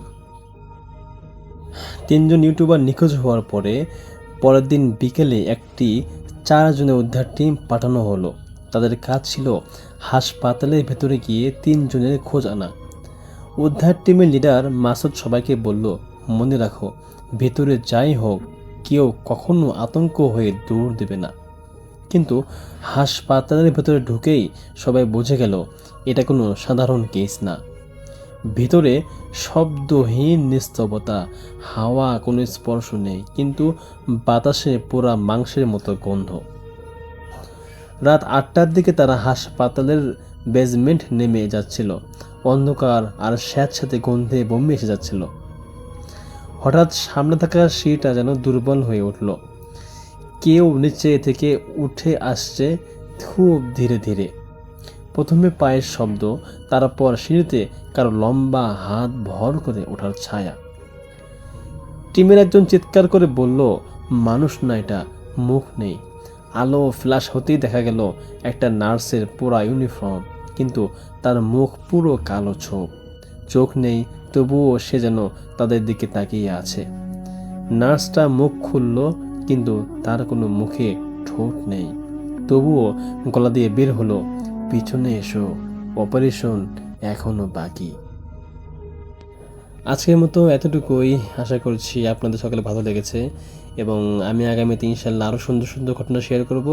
এই জন্য যারা ঘটনা শুনছেন আপনারা অবশ্যই এই চ্যানেলকে সাবস্ক্রাইব করে রাখবেন, যাতে করে আমাদের পরবর্তী ঘটনাগুলো ধন্যবাদ মিস না প্রিয় হয়। লিসেনার, ধন্যবাদ আশা করি সবাইকে। সবাই ভালো আসসালামু আছেন এবং আলাইকুম সুস্থ আছেন। রহমতুল্লাহ। আমরা আপনাদের জন্য প্রতিনিয়ত যে ঘটনাগুলো উপলব্ধি বা আপলোড করে যাচ্ছি, এই ঘটনাগুলো অবশ্যই অবশ্যই আপনাদের ভালো লাগতে হবে। আমরা অনেক অনেক পরিশ্রম করে আপনাদের জন্য সুন্দর সুন্দর ভিডিও বানাই। যাই হোক, আমি আমার কালকে ঘটনা না দেওয়ার পিছনে একটা কারণ আছে। সেই কারণটা মানুষ কতটা খারাপ হতে পারে আমি জাস্ট বিষয়গুলো আপনার সামনে বলতে পারছি না। কিছু কিছু মানুষ আছে যারা নিজেরা খুব অন্যর ক্ষতি করার জন্য ব্যস্ত হয়ে থাকে। তো ভাই, আমার অডিয়েন্স যারা আছেন তারা সবসময় আল্লাহর রহমতে সঠিক এবং সৎ চিন্তা ভাবনা নিয়ে ঘুরবেন, চলবেন, ফিরবেন। আল্লাহ তাআলা আপনাকে কখনো ঠেকায় রাখবে না। কিছু কিছু মানুষ আছে যারা আমার ভিডিওতে হিংসামূলক কথাবার্তা কমেন্ট করে, এবং কিছু কিছু মানুষ আছে যারা ডিরেক্ট আমাকে আর ক্ষতি করার চেষ্টা করতেছে। যাই হোক, আমি ইউটিউব টিমকে অবগতি করেছি যে আমার চ্যানেলের পিছনে কিছু কিছু স্ক্যামার ঘুরতেছে, তারা ফ্যাক্ট ভাবে আমাদেরকে স্ট্রাইক দেওয়ার চেষ্টা করতেছে। যাই হোক, আমি যেটা বলবো সেটা হচ্ছে যে আমরা প্রতিনিয়ত আপনাদের জন্য যে ঘটনাগুলো তৈরি করি, এই ঘটনাগুলো অত্যন্ত লেভেলের ভালো ঘটনা, এবং এই ঘটনাগুলো অনেক অনেক মানুষ পছন্দ করছেন। এবং আমার এই ভিডিওগুলো মানুষ দেখে যারা কমেন্ট করেন, এত ভালো কমেন্ট করে যা আমি বলে বোঝাতে পারবো না। এই যে তারা বলছেন যে ভাইয়া আপনাদের ঘটনা না শুনলে আমাদের ঘুম আসে না। অনেকে বলছে ভাইয়া আপনাদের ঘটনা এত ভালো হয় কিভাবে। অনেকে বলছে ভাইয়া আপনার চেহারা যে ভিডিওর ভিতরে দেখি, এই ভিডিওটি আমার এত বেশি ভালো লাগে ভাইয়া, আমি কোনো কিছু দ্বিধাদ্বন্দ্ব ছাড়া আমি আপনার ঘটনাগুলো আপনার চেহারা দেখে সেই ঘটনা সম্পূর্ণ শুনি। কেননা আমি জানি আপনি কখনো খারাপ ভিডিও মেকিং করেন না, আপনি সর্বদাই সুন্দর সুন্দর ভয়ঙ্কর ঘটনাগুলো এবং অনেক বেশি অ্যানালাইসিস করেন এবং অনেক সুন্দর এডিট করে ঘটনাগুলো উপস্থাপন করেন। জি হ্যাঁ, আমি আসলেই নিখুঁতভাবে ঘটনাগুলো এডিট করি, নিখুঁতভাবে একদম নয়েজ ক্যান্সেলেশন করে সুন্দরভাবে একটা সুন্দর ভয়েস দেওয়ার চেষ্টা করি, যাতে আপনারা মনোযোগ সহকারে কানের ভিতরে হেডফোন দিয়ে ঘটনাগুলো শুনতে পারেন। তাই আপনাদের মনোযোগ আকর্ষণই আমার প্রধান লক্ষ্য। আপনাদের মনোযোগ ইউটিউবে ধরে রাখার জন্য আমার প্রধান লক্ষ্যই হচ্ছে সুন্দর এবং নিখুঁত কাজ করার। যাই হোক, আমি এইভাবে কাজ করে যাব। পিছন থেকে কে কি বলছে আমি দেখবো না, আমি আমার মতো করে সামনের দিকে এগিয়ে যাব। ভূতিহীনকে আরো অনেক দূর পর্যন্ত নিয়ে যাওয়ার তীব্র ইচ্ছা আমার। যাই হোক, আজকের মধ্যে এখানে বিদায় নিচ্ছি। সবাই ভালো থাকবেন, সুস্থ থাকবেন। দেখা হচ্ছে আগামীকাল নতুন আরো একটি ভয়ানক ঘটনা। এইবার ভয়ানক ঘটনা দিয়ে ছড়িয়ে দেব পুরো পৃথিবী জুড়ে। প্রবাসী ভাইয়েরাও অনেক পছন্দ করছে আমার ঘটনা, আমার খুব ভালো লাগছে। আমি সবাইকে বলবো আমার ঘটনাগুলো শুনবেন। এটা কোনো শিক্ষামূলক ঘটনা, এটা আনন্দ দেওয়ার জন্য যার ঘটনাগুলো তুলে ধরা। বাস্তবসম্মত বা বাস্তব জীবনের সাথে ঘটনার কোনো বিষয়বস্তু এখানে নাই। যাই হোক, আজকের মধ্যে এখানে বিদায় নিচ্ছি। সবাই ভালো থাকবেন, সুস্থ থাকবেন। আসসালামু আলাইকুম।